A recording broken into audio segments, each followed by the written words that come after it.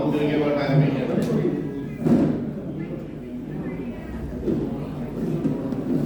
ആദ്യം ഏറ്റവും ദിവസം സൈലന്റ് പ്രയറാണ്. ഒരു മിനിറ്റ് ഒരു സൈലന്റ് ആണ്.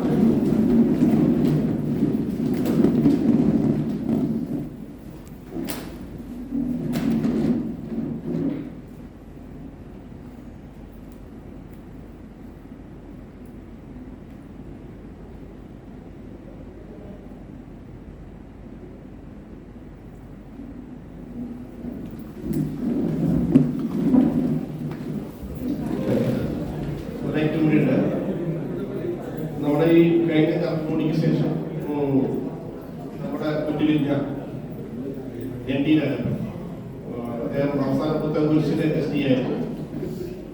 വ്യക്തിപരമായിട്ട് എൻ്റെ ഒരു സുഹൃത്തും എൻ്റെ ട്രെയിനിങ് മേറ്റും റൂംമേറ്റ് വരും, ഹോസ്റ്റൽ റൂംമേറ്റ് വരും. രാജപ്പൻ്റെ കല്യാണത്തിന് നമുക്ക് അനുശോചനം രേഖപ്പെടുത്തും. അദ്ദേഹത്തിന് വേണ്ടി നമുക്ക് ഒരു മിനിറ്റ് എഴുന്നേറ്റ് പ്രവർത്തനം.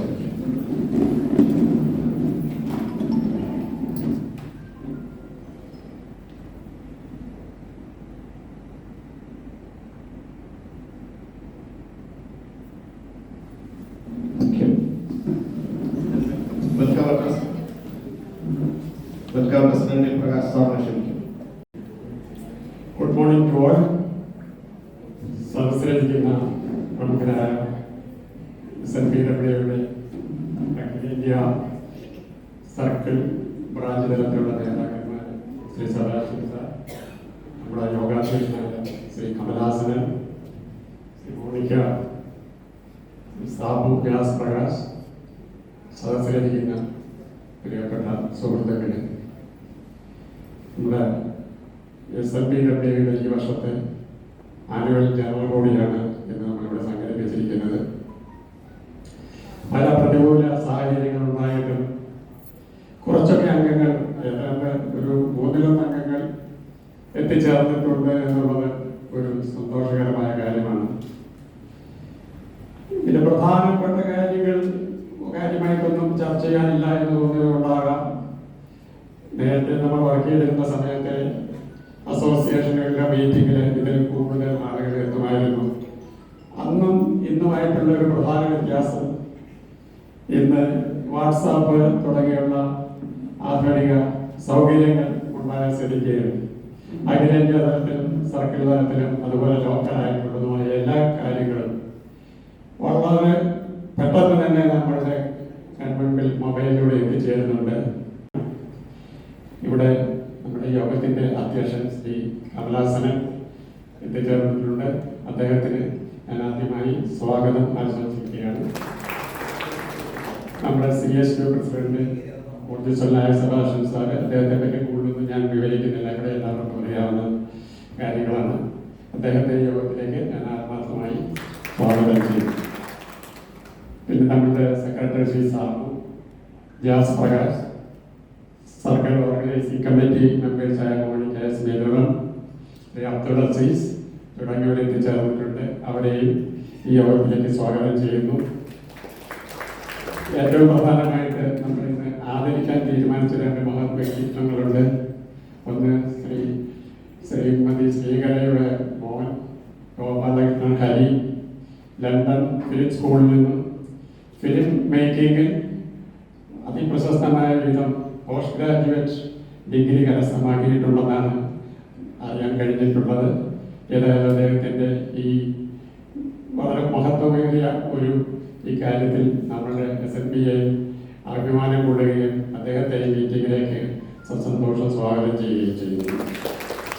പിന്നെ ഇവിടെ കൂടിയിരിക്കുന്ന മറ്റ് എല്ലാ സുഹൃത്തുക്കൾക്കും, എല്ലാ SNPA അംഗങ്ങൾക്കും ഞാൻ എൻ്റെ പേരിലും SNPA എറണാകുളത്തിൻ്റെ പേരിലും ഹാർദവമായി സ്വാഗതം ചെയ്യുന്നു. നമസ്കാരം.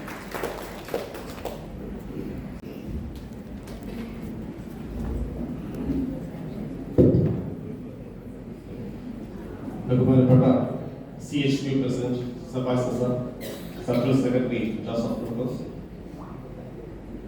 Circle working committee member George Varghese sir, assistant circle secretary Abdul Azeez, circle organise secretary Monica madam, organise secretary Roy മാർക്കിംഗ് ഉൾപ്പെടെ സുഹൃത്തുക്കളെ, നമ്മൾ ഈ വർഷത്തെ ആദ്യത്തെ ജനറൽ ബോഡി മീറ്റിംഗ് എന്നതിനേക്കാൾ ഉപരി നമ്മൾ ഇതിനെ വ്യക്തിപരമായിട്ടാണ് കാണുന്നത്. കാരണം എന്താ വെച്ചാൽ നമ്മൾ ഒരുമിച്ച് ഒരുപാട് കാലം വർക്ക് ചെയ്യുന്നവർ, അതിൽ പലരും BRS എടുത്തവരാണ്, കൂടുതൽ പേര് BRS എടുത്തവരാണ്. അവരൊക്കെ പെട്ടെന്ന് ഒരു 1-2 മാസം കൊണ്ട് നിങ്ങളുടെ സർവീസ് സ്റ്റോപ്പ് ചെയ്ത് വീട്ടിലേക്ക് പോകാൻ വിധിക്കപ്പെട്ടത്. അതുകൊണ്ട് തന്നെ പിന്നീട് അവർക്ക് തമ്മിൽ ഇന്ററാക്ഷൻ നടക്കുന്നുണ്ടെങ്കിൽ പോലും നേരെ കണ്ട് നമുക്ക് പരസ്പരം സൗഹൃദങ്ങൾ പങ്കുവയ്ക്കാനും അതുപോലെ നമ്മുടെ സൗഹൃദങ്ങൾ പുതുക്കാനും പഴയകാല ഓർമ്മകളായി നടക്കാനും പറ്റിയ ഒരു വേദിയായിട്ടാണ് നമ്മൾ ബേസിക്കലി ഈ ഗെറ്റ് നമ്മൾ കാണുന്നത്. നമുക്ക് പ്രത്യേകിച്ച് പ്രശ്നങ്ങളൊന്നും ആദ്യം ഡിസ്കസ് ചെയ്യാനില്ല. ചെറിയ പ്രശ്നങ്ങളുണ്ട്. അത് മെഡിക്കൽ ഇഷ്യൂസ് ഉള്ള പ്രശ്നങ്ങൾ, മെഡിക്കൽ അവസ്ഥകളുള്ള പ്രശ്നങ്ങളൊക്കെ നമ്മൾ ഡിസ്ട്രിക്ട് ലെവലിൽ GMO ആയിട്ട് എടുത്ത് പലതും സോൾവ് ചെയ്തിട്ടുണ്ട്. പിന്നെ നമ്മൾ നടക്കുന്ന മറ്റൊരു പ്രശ്നത്തിൽ നമ്മുടെ പെൻഷൻ ഡിവിഷന്റെ പ്രശ്നമാണ്. പെൻഷൻ ഡിവിഷന്റെ പ്രശ്നം വളരെ പോസിറ്റീവായിട്ട് നീങ്ങിക്കൊണ്ടിരിക്കുക. പെട്ടെന്ന് ട്വിസ്റ്റ് വന്നിട്ടുണ്ട്. അതിനെപ്പറ്റിയൊക്കെ നമ്മുടെ CHQ പ്രസിഡന്റ് വളരെ വിശദമായി സംസാരിക്കുന്നതാണ്. മറ്റു പ്രത്യേകിച്ച് പ്രശ്നങ്ങളൊന്നും നമുക്ക് തൽക്കാലില്ല. പിന്നെ നമ്മുടെ പ്രസ്റ്റീജിയസ് ആയിട്ടുള്ള ഒരു ഹെൽത്ത് ഇൻഷുറൻസ് സ്കീം, നമ്മുടെ ഈ വർഷത്തെ health insurance scheme already start ചെയ്തു. നല്ല റെസ്പോൺസാണ്, അതും നടന്നുകൊണ്ടിരിക്കുന്നു. ഏതായാലും അതിനെപ്പറ്റിയൊക്കെ വിശദമായിട്ട് നമ്മുടെ CHQ പ്രസിഡന്റ് സംസാരിക്കുന്നതാണ്. പിന്നെ നമ്മൾ യൂണിയന്റെ ഭാഗമായിട്ട് 2-3 നമ്മുടെ കേസ് കൊടുത്തിട്ടുണ്ട്. 2-3 കേസുകളുണ്ട്. ആ കേസിന്റെ ഡീറ്റെയിൽസ് പൂർണ്ണമായിട്ട് ഡീൽ ചെയ്യുന്നത് സാറ് എത്തിച്ചെടുപ്പം തന്നെ സാറ് അത് നമ്മളോട് സംസാരിക്കുന്നതാണ്.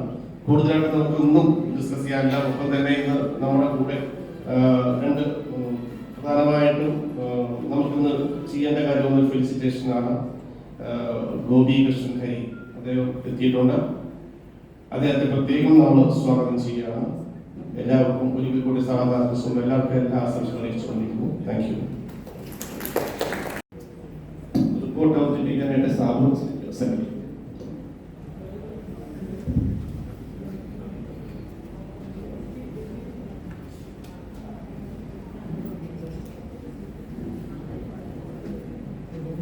ബഹുമാനപ്പെട്ട അധ്യക്ഷൻ PK Kamalasan, CHQ president KD Sebastian sir, circle secretary എത്തില്ല, അദ്ദേഹത്തിന്റെ അഭാവത്തിൽ ശ്രീ ജോസഫ് മുൻകോ sir, CWC member George sir, circle assistant secretary Abdul Azeez, circle organising secretary Monica madam, ജില്ലാ ട്രഷറർ KV ജാസ്പ്രകാശ്, ജില്ലാ ഓർഗനൈസിംഗ് സെക്രട്ടറി റോയ് മാത്യു, സുഹൃത്തുക്കളെ, നമ്മൾ ആദ്യമായി ഒരു ജനറൽ ബോഡി കൂടിയത് ഞാൻ ഓർത്തു പോവുകയാണ്. നമ്മുടെ സംഘടന ഫോം ചെയ്യുന്ന അവസ്ഥ, അതിനുശേഷം കോവിഡിന്റെ പിടിയിലായി പോയി നമ്മളെല്ലാവരും. പിന്നീട് ഒരു പൊതുയോഗം ഒരു വർഷത്തിന് ശേഷം ഇതുപോലെ YMCA ഹാളിൽ, ഈ YMCA ഹാളല്ല, പക്ഷേ നൈസിലുള്ള ചിറ്റൂർ റോഡിലുള്ള YMCA ഹാളിൽ ചേർന്നപ്പോൾ എല്ലാവർക്കും തമ്മിൽ കാണാനുള്ള ഒരു അവസരം കിട്ടിയത് ഒരു നൊസ്റ്റാൾജിക് ഫീലിംഗ് ആയിരുന്നു. അത്രയ്ക്കില്ലെങ്കിൽ പോലും ഈ ജനറൽ ബോഡിയിൽ ഏതാണ്ട് ഒത്തുചേരലിന്റെ, ഓർഗനൈസേഷണൽ മാറ്റേഴ്സിനെ ഉപരിയായി ഒത്തുചേരലിന്റെ ഒരു സംഗമമായിട്ട് കണ്ടാൽ മതി. മാർച്ച് 16-നാണ് നമ്മൾ ആദ്യം ഈ മീറ്റിംഗ് ആസൂത്രണം ചെയ്തിരുന്നത്. ചില സാങ്കേതിക കാരണങ്ങൾ 2 തവണ മാറ്റേണ്ടി വന്നു. ഏപ്രിൽ 20 എന്ന് പറയുന്നത് ഈ വേനലിന്റെ മൂർധന്യത്തിലുള്ള ഡേറ്റാണെന്ന് അറിയാമെങ്കിലും നമുക്ക് ഇങ്ങനെ ഒരു യോഗം സംഘടിപ്പിക്കാതെ നിർവാഹമില്ലായിരുന്നു.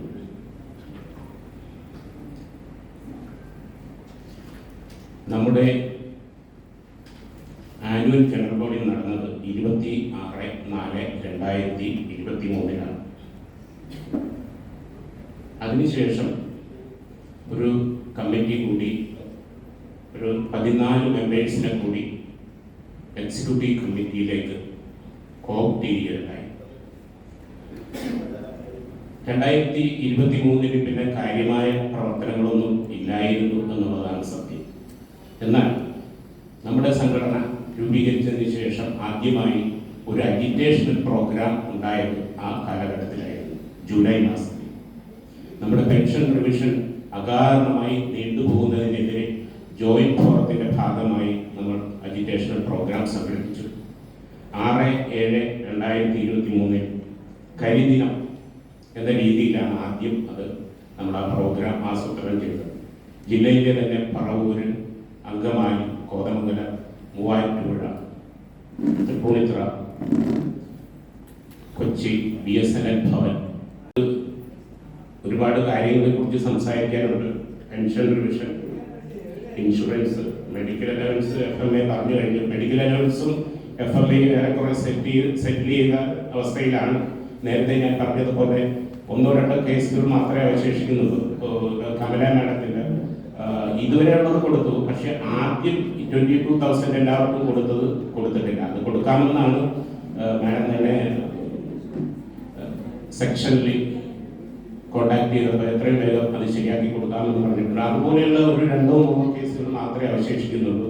അത് ഇനിയും അവർ പരിഹരിച്ചില്ലെങ്കിൽ GMO ആയിട്ട് ഒരു അപ്പോയിന്റ്മെന്റ് ഫിക്സ് ചെയ്ത് അദ്ദേഹത്തിന്റെ ശ്രദ്ധയിൽ കൊണ്ടുവരാമെന്നാണ് വിചാരിക്കുന്നത്. FMAയുടെ കേസ് FMA എല്ലാവർക്കും തന്നെ കിട്ടി തുടങ്ങി. പരാതിക്കൊന്നും ഇടയില്ലാത്തതും CHQ പ്രസിഡന്റ് നേരിട്ട് ഇടപെട്ടതുകൊണ്ടാണ് അത് ഇത്രയും വേഗം സെറ്റിൽ ചെയ്തത്. അത് ഇനി പരാതിയൊന്നും ഇല്ലാതെ തന്നെ മുന്നോട്ട് പോകുമെന്ന് പ്രതീക്ഷിക്കപ്പെടുന്നത്. ഈ ലാൻഡ് ലൈൻ ഫൈബറിലേക്ക് മാറ്റുന്നതിന്റെ ഭാഗമായിട്ട് ചില ഇഷ്യൂസ് ഉണ്ട്. അതിന് GM ഒരു മീറ്റിംഗ് വിളിച്ചു കൂട്ടിയിരുന്നു. അതിൽ നമ്മുടെ അസോസിയേഷനെ പ്രതിനിധീകരിച്ച് സെക്രട്ടറിയും ശ്രീ ബെനഡിക്റ്റും ഞങ്ങൾ 2 പേരുമാണ് പങ്കെടുത്തത്. ലാൻഡ് ലൈൻ കൺവേർട്ട് ചെയ്യുന്നതിന്റെ ഭാഗമായിട്ട് നമുക്ക് ലഭിച്ചു കൊണ്ടിരിക്കുന്ന ഫ്രീ ഫോൺ ഫ്രീ അല്ലാതായി മാറുന്നതിനെ പറ്റി GMന്റെ ശ്രദ്ധയിൽ കൊണ്ടുവന്നെങ്കിലും അത് സെറ്റിൽ ചെയ്യേണ്ടത് CHQ തലത്തിലാണെന്ന രീതിയിലാണ് അദ്ദേഹം പറഞ്ഞത്. നമ്മൾ അത് ടേക്കപ്പ് ചെയ്തിട്ടുണ്ട് കേസ്. പക്ഷേ അതിൻ്റെ മറ്റൊരു വസ്തുത, മറ്റ് അസോസിയേഷൻ ഭാരവാഹികൾക്കൊന്നും ഇതിലേക്ക് വലിയ ഐഡിയ ഇല്ലായിരുന്നു എന്നുള്ളതാണ്. അത് CHQ പ്രസിഡന്റും അതുപോലെ തന്നെ നമ്മുടെ CWC മെമ്പറും വേണ്ട രീതിയിൽ നമ്മുടെ സംശയ നിവാരണം വരുത്തിയിരുന്നതുകൊണ്ട് നമുക്ക് കൺഫ്യൂഷൻ ഒന്നും ഇല്ലായിരുന്നു. പക്ഷെ അവരുടെയൊക്കെ കൺഫ്യൂഷൻ തീർത്തു കൊടുക്കാൻ ആ സമയം നമുക്ക് ഉതകി എന്നുള്ളതാണ് ഒരു സത്യം.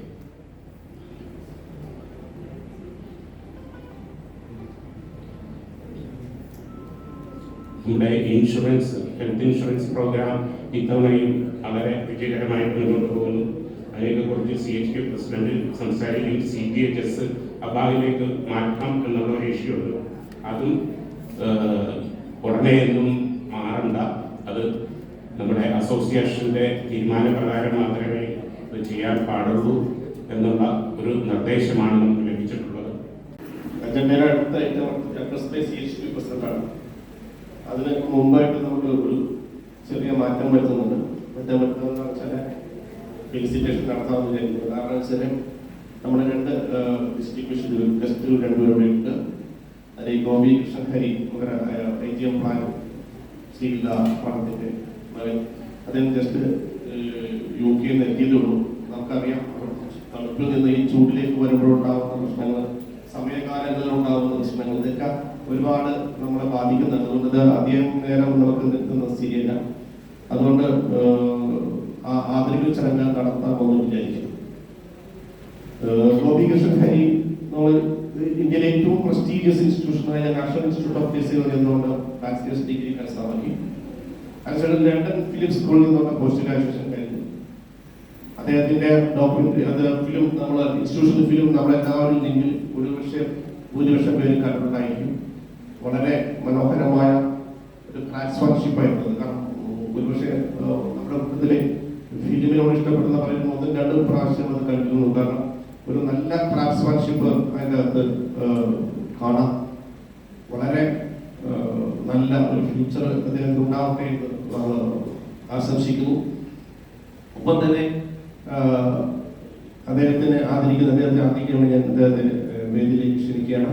ഒപ്പം തന്നെ നമ്മുടെ CHQ പ്രസിഡന്റ് സെബാസ്റ്റ്യൻ സാറിനെ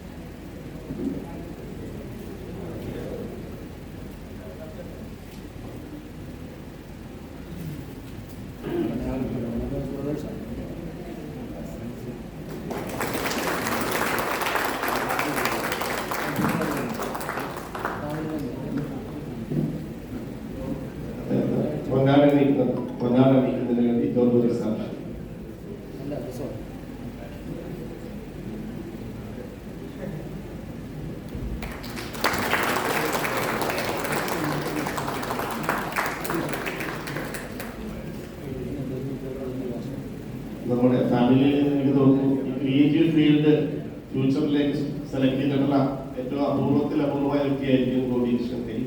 കാരണം എന്താ വെച്ചാൽ എല്ലാവരും മറ്റു മേഖലയിൽ തെരഞ്ഞെടുക്കുമ്പോൾ വളരെ ക്രിയേറ്റീവ് ഫീൽഡാണ് മേഖല സെലക്ട് ചെയ്യുക എന്ന് പറയുന്നത് വളരെ പ്രധാനപ്പെട്ട കാര്യമാണ്. അതുകൊണ്ട് തന്നെ ഗോപികൃഷ്ണൻ ഹരിക്ക് നമ്മളോട് രണ്ടു വാക്ക് സംസാരിക്കാനുണ്ടാവും, അദ്ദേഹത്തിന്റെ എക്സ്പീരിയൻസ് ഷെയർ ചെയ്യാനുണ്ടാവും. അതിനെ ക്ഷണിക്കുക. Thank you. First of all ഇത് റെക്കഗ്നിഷൻ തന്നതിന് വളരെ അപ്രതീക്ഷിതമായിട്ട് കിട്ടിയതാണ് ഇത്. ഫസ്റ്റ് ഓഫ് ഓൾ ഈ സിനിമ ഇത്രയധികം ഇവിടെ കാണുമെന്ന് ഞാൻ ആദ്യം വായിക്കുന്ന സമയത്ത് പ്രതീക്ഷിക്കുന്നില്ല. അപ്പോൾ അത് ഫെസിലിറ്റേറ്റ് ചെയ്ത എല്ലാവർക്കും നന്ദി. സാധാരണ വാട്സാപ്പ് ഗ്രൂപ്പുകൾ നാട്ടിലൊന്നും പ്രതീക്ഷിക്കാറില്ല. സിനിമ നമ്മൾ ഷെയർ ചെയ്യുന്നത് ഞാൻ പ്രതീക്ഷിക്കുന്നില്ല. അതിന് പേഴ്സണലി താങ്ക്സ് ജാസ് അങ്കിൾക്കാണ് ആദ്യം പറയുന്നത്.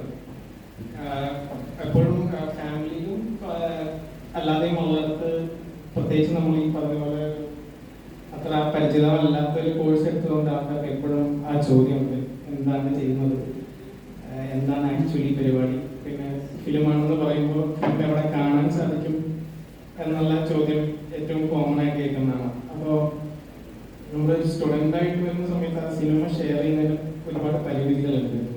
ഒഫീഷ്യലി സിനിമയുടെ ഓണർഷിപ്പ് ലണ്ടൻ ഫിലിം സ്കൂളാണ്. അപ്പോൾ അവരുടെ കോപ്പി റൈറ്റ്സ് കാരണം നമുക്ക് പലപ്പോഴും വർക്ക് ഷെയർ ചെയ്യാൻ പറ്റാറില്ല.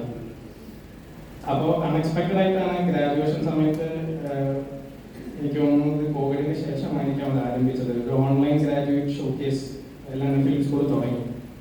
അപ്പോൾ വളരെ പെട്ടെന്നാണ് ഇത് ഷെയർ ചെയ്യാൻ പറ്റും, കുറച്ച് സമയത്തേക്ക് അത് ഷെയർ ചെയ്യാൻ പറ്റും എന്നുള്ളത് കൊണ്ട് ആ ലിങ്ക് ഞാൻ ഷെയർ ചെയ്യുകയും, അപ്പോൾ നമ്മൾ ആ സമയത്ത് പ്രതീക്ഷിക്കുന്നത് മാക്സിമം നമ്മുടെ ക്ലോസ് ഫ്രണ്ട്സ് ആൻഡ് ഫാമിലി കാണുമെന്നാണ്. അപ്പോൾ അത് ഇത്രയും പോപ്പുലർ ആക്കിയതിന് ഫസ്റ്റ് ഓഫ് ഓൾ ഒരു വലിയ താങ്ക്സ്. പിന്നെ സിനിമയുടെ ഫെസ്റ്റിവൽ റൺ ആരംഭിക്കുന്നതേ ഉള്ളൂ. അതിനു മുമ്പ് തന്നെ ഇങ്ങനെ ഒരു റെക്കഗ്നേഷൻ കിട്ടുന്നത് ഒരു വലിയ എൻകറേജ്മെന്റ് ആണ്. സാധാരണ ആൾക്കാർ സിനിമ കണ്ടിട്ട് വെറുതെ അഭിപ്രായം പറഞ്ഞ് വിടാറുള്ളൂ. അപ്പോൾ ഇങ്ങനെ ഒരു റെക്കഗ്നേഷൻ തരുന്നത് പ്രത്യേകിച്ചും ഒരു റയർ കോഴ്സ് എടുക്കുന്ന ഒരാൾക്ക് വലിയ എൻകറേജ്മെന്റ് ആണ്. അതിന് എല്ലാവർക്കും നന്ദി. കൂടുതൽ ഫിലിമിന്റെ എക്സ്പീരിയൻസ് എന്ന് പറയുന്നത് ഇപ്പോൾ പഠിച്ചു കഴിഞ്ഞ് ഞാൻ ഇപ്പോൾ ഒരു TV ഷോയിൽ വർക്ക് ചെയ്തു. BBC-യുടെ ഒരു TV ഷോ ഉണ്ടായിരുന്നു. അത് കഴിഞ്ഞ് ഞാനിപ്പോൾ വർക്കിന്റെ തിരക്കാരണം കുറേ നാൾ നാട്ടിൽ വരാൻ പറ്റിയില്ല. അപ്പോൾ ഒരു ബ്രേക്കിന് വന്നതാണ്.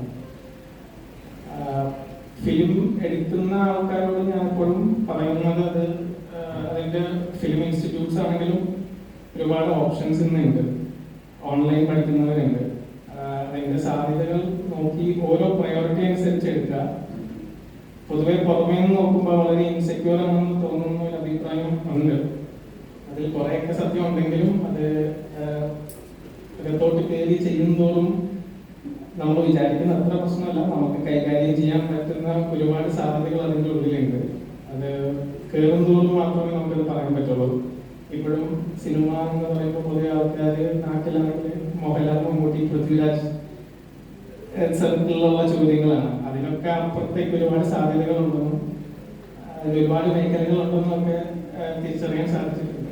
ഇനി അതിൻ്റെ അപ്പുറത്ത് എന്താണെന്നുള്ളത് കണ്ടതാണ്. അപ്പോൾ thank you so much for this.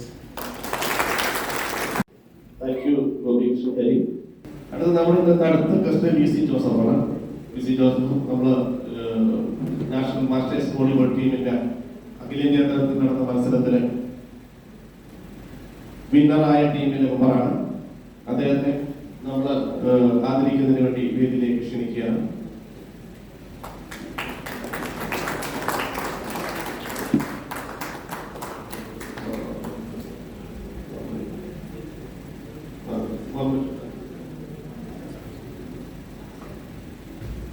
Sebastian sir.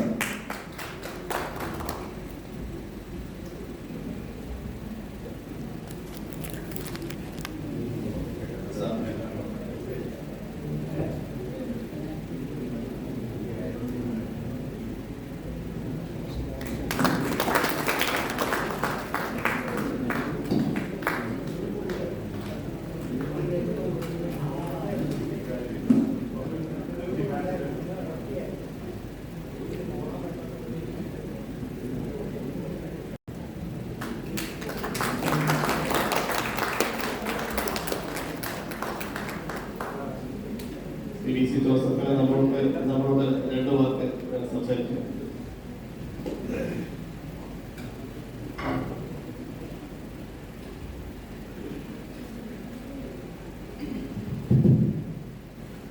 വേദിയിലും സദസ്സിലുമുള്ള ബഹുമാന്യ വ്യക്തികളെ, സുഹൃത്തുക്കളെ, സഹപ്രവർത്തകരെ, എല്ലാവർക്കും എൻ്റെ വീടിന് കൂട്ടി. അപ്പോൾ ആദ്യം തന്നെ ഇതുപോലൊരു പരിപാടി സംഘടിപ്പിച്ചിരുന്നു. എന്നെയും ഗോപികൃഷ്ണനെയൊക്കെ ആദരിക്കാനായിട്ട് കാരണം ആ സംഘടനത്തിന് ഇതിൻ്റെ സംഘാടകർക്ക് ആദ്യമായി എല്ലാവിധ വിജയങ്ങളും നന്മകളും അതുപോലെ തന്നെ നന്ദിയും അർപ്പിക്കുന്നു. ഞാൻ നിങ്ങൾക്ക് അറിയാവുന്ന ആദ്യം അറിഞ്ഞിരുന്നത് വി.സി. ജോസഫ് ഓട്ടക്കാരൻ എന്നായിരുന്നു. അദ്ദേഹം ഞാൻ ലോങ് റേസും മാരത്തോണും ചെയ്തിരുന്നു, ശരിയാണ്. പക്ഷെ അതിനുശേഷം മുട്ടുവേദന കാലുവേദന ഓട്ടം നിർത്തി. പക്ഷേ അതേസമയം ഞാൻ വോളിബോളും ചെയ്തിരുന്നു. ഒരു 14 വർഷക്കാലം ഡിപ്പാർട്ട്മെന്റ് വോളിബോൾ ഞാൻ കളിച്ചിരുന്നു, BS നിന്നും ടെലികോമായിട്ട്. അതിനുശേഷം ഓട്ടം പറ്റില്ല, വോളിബോളിലേക്ക് മാത്രമായിട്ടായപ്പം വെറ്ററൻസ് 60 വയസ്സിന് പോകുന്നതുപോലെ 50 വയസ്സിന് അങ്ങനെ പല ഗ്രൂപ്പാണ്. 35 വയസ്സ് പോലെ ഉള്ളവർക്ക് വെറ്ററൻസ് സ്പീഡ് നടത്താറുണ്ട് വോളിബോളിന് വേണ്ടി. അപ്പോൾ 2022 ബാംഗ്ലൂരിൽ നടന്ന പാൻ ഇന്ത്യ വോളിബോൾ ടൂർണമെന്റ് അതൊരു പരിപാടിയാണ്. അതിൽ ഞാനിവിടെ ടീമിലുണ്ടായിരുന്നു. ഞാനിവിടെ കോച്ചായിട്ട് കാലിൻ്റെ വയ്യ കളിക്കാതെ കോച്ചായിട്ട് പോയി. അതിൽ നമ്മുടെ കേരള ടീമിൽ ചെയ്തു.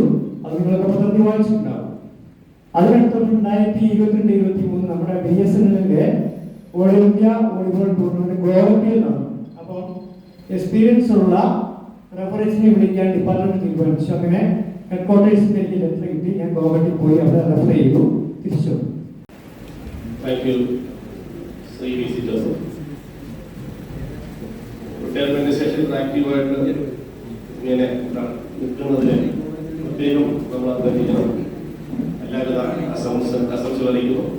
ഗോപികൃഷ്ണനും വി.സി. ജോസഫിനും ഒരിക്കൽ കൂടി എല്ലാവിധ ആശംസകൾ. അടുത്ത നമ്മൾ അജണ്ടയുടെ അടുത്ത item address by CHQ president Samaj സാറിനെ ഞാൻ ക്ഷണിക്കുകയാണ്.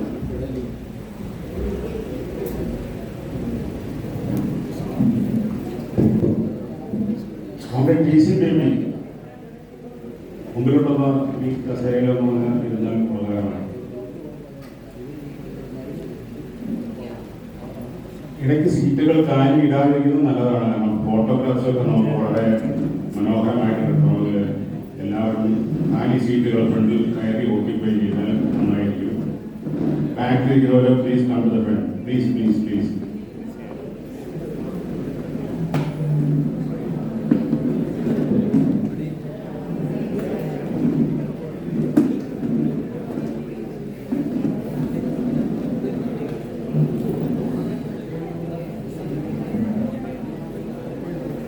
ഈ യോഗത്തിന്റെ അധ്യക്ഷൻ ഏറ്റവും പ്രിയങ്കരനായ comrade Kamalasanan, CWC member comrade George Varghese, ഏറ്റവും പ്രിയപ്പെട്ട സുഹൃത്ത്, അതുപോലെ തന്നെ ജില്ലാ സെക്രട്ടറി കോമ്രേഡ് സാബു, ഊർജ്ജസ്വലനും കഥാകാരനും കലാകാരനും എല്ലാമായ കോമ്രേഡ് സാബു, ജില്ലാ ട്രഷറർ കോമ്രേഡ് ജാസ് പ്രകാശ്, നേരത്തെ സൂചിപ്പിച്ചതുപോലെ എല്ലാ മേഖലയിലും തൻ്റെ കൈകൾ എത്തുകയും തൻ്റെ പ്രാവീണ്യമൊക്കെ തെളിയിച്ചുകൊണ്ടിരിക്കുന്ന കോമ്രേഡ് ജാസ്, ഞങ്ങളോടൊപ്പം എപ്പോഴും ആയിരിക്കുന്ന കോമ്രേഡ് മോനിക്ക എസ്.ബി. തുരാം, ഒറ്റയ്ക്ക് കാന്തല്ലൂർ വരെ വരാനുള്ള ധൈര്യം കാണിച്ച് ഞങ്ങളെപ്പോലുള്ള ആളുകളുടെ കൂടെ കോമ്രേഡ് അബ്ദുൽ അസീസ്, എന്നും എപ്പോഴും CHQവിന് മാത്രമല്ല എല്ലാ തലങ്ങളിലും താങ്ങും തണലുമായി പ്രവർത്തിക്കുന്ന കോമ്രേഡ് അബ്ദുൽ അസീസ്. നിങ്ങളാരും അദ്ദേഹം CHQ തലത്തിൽ ചെയ്യുന്ന പ്രവർത്തനങ്ങളെ പറ്റി കൂടുതൽ അറിവുണ്ടാവില്ല, അതുകൊണ്ടാണ് ഞാൻ സൂചിപ്പിക്കുന്നത്. കോമ്രേഡ് അബ്ദുൽ അസീസ് എപ്പോഴും എനിക്കും ജനറൽ സെക്രട്ടറിക്കുമൊക്കെ പൂർണ്ണ പിന്തുണയുമായി തൻ്റെ തിരക്കിനിടയിലുമുണ്ട്. Comrade Roy Manappally, organising secretary, അദ്ദേഹത്തെ പറ്റി പ്രത്യേകിച്ചൊന്നും പറയേണ്ട കാര്യമില്ല. അദ്ദേഹം നിങ്ങൾക്ക് എല്ലാവർക്കും എൻ്റെ ലോകം മുഴുവൻ സുപരിചിതനായ കലാകാരനാണ്, വ്യക്തിത്വമാണ്, സംഘാടകനാണ്, ഡയറക്ടറാണ്, സ്ക്രിപ്റ്റ് റൈറ്ററാണ്, എല്ലാമാണ്. എൻ്റെ പ്രിയപ്പെട്ട SNP കമ്പനി സുഹൃത്തുക്കളെ, സമയം ഏതാണ്ട് 11:45 പോവുകയാണ്. ചിലരൊക്കെയെങ്കിലും എന്നോട് തുടക്കത്തിൽ തന്നെ സൂചിപ്പിച്ച് ഒരുപാട് സംസാരിച്ചാൽ സമയം വൈകും. അതുകൊണ്ട് ഞാൻ ഒരുപാട് സംസാരിക്കാൻ ആഗ്രഹിക്കുന്നില്ല. 1 മണിക്കൂർ ആദ്യമായിട്ട് ഈ ജില്ലാ ഭാരവാഹികളെ, ജില്ലാ പ്രവർത്തനങ്ങളെ ആർദ്രവമായിട്ട് അനുമോദിക്കാൻ ഞാൻ ആഗ്രഹിക്കുകയാണ്. കാരണം അവരുടെ പ്രവർത്തനങ്ങൾ അവിടെ കോൺഗ്രസ് പ്രസിഡന്റും അതുപോലെ തന്നെ കോൺഗ്രസ് ജനറൽ കോൺഗ്രസ് സെക്രട്ടറിയും ഒക്കെ വളരെ വിശദമായി ഇവിടെ പ്രതിപാദിച്ചു കഴിഞ്ഞു. അതുകൊണ്ട് അതിലേക്കൊന്നും ഞാൻ കടക്കുന്നില്ല. അവര് CHQ തലത്തിലും സർക്കിൾ തലത്തിലും ഒക്കെ നൽകുന്ന പിന്തുണയെ പറ്റി മാത്രം സൂചിപ്പിക്കുവാൻ ഞാൻ ആഗ്രഹിക്കുന്നുള്ളൂ. കോൺഗ്രസ് സാബ് ഇവിടെ സൂചിപ്പിച്ചു, ജോയിന്റ് ഫോറത്തിന്റെ ഒരു സമരം ഇവിടെ ഉണ്ടായി. നമുക്കറിയാം, നിങ്ങൾ വനിതകളടക്കം എത്രയോ ആളുകളാണ്, 80-ലധികം ആളുകൾ അവിടെ വന്ന സമരപദ്ധതിയിൽ ഉണ്ടായിരുന്നു എന്നുള്ളത് ഏറ്റവും സന്തോഷകരമായിട്ടൊരു കാര്യമാണ്. കോൺഗ്രസ് സാബു തന്റെ എളിമയിൽ ഞാനും ജോർജ് വർഗീസും ഒക്കെ അവിടെ പ്രസംഗിച്ചു എന്ന് പറഞ്ഞപ്പോൾ അദ്ദേഹം ഇവിടെ പറയാൻ മറന്നുപോയ ഒരു കാര്യമുണ്ട്. അദ്ദേഹമായിരുന്നു ഈ ജില്ലാ ജോയിന്റ് ഫോറത്തിന്റെ ചെയർമാൻ. കോൺഗ്രസ് സാബു ആയിരുന്നു ജില്ലാ ജോയിന്റ് ഫോറത്തിന്റെ ചെയർമാൻ. അദ്ദേഹത്തിനൊരു കൈയ്യടി കൊടുക്കാം. ഇങ്ങനെയുള്ള എളിമയിൽ മാത്രം നിറഞ്ഞു നിൽക്കുന്ന ആളുകളാണ് നമ്മളെ നയിക്കുന്നത്. നമ്മൾ അറിയുന്നത് വളരെ സന്തോഷമുള്ള കാര്യമാണ്. സ്വയം പുകഴ്ത്താതെ ബ്ലോയിങ് യുവർ ഓൺ ട്രംപറ്റ്സ് എന്ന് പറയും, അതൊന്നുമില്ലാതെ ഒതുങ്ങിപ്പോകുന്നത് എല്ലാവരും അറിയും. ഞാൻ നേരത്തെ പറഞ്ഞ പോലെ ജാസ് ആണെങ്കിലും മെസ്സീസ് ആണെങ്കിലും എല്ലാവരും ഒതുങ്ങിക്കൂടുന്നവർ, കമലാണെങ്കിലും എല്ലാവരും. തീർച്ചയായിട്ടും അതിനെപ്പറ്റി ഞാൻ പറഞ്ഞത് ഇവിടുത്തെ പ്രവർത്തനം ഏറ്റവും ശ്ലാഘനീയമാണ്.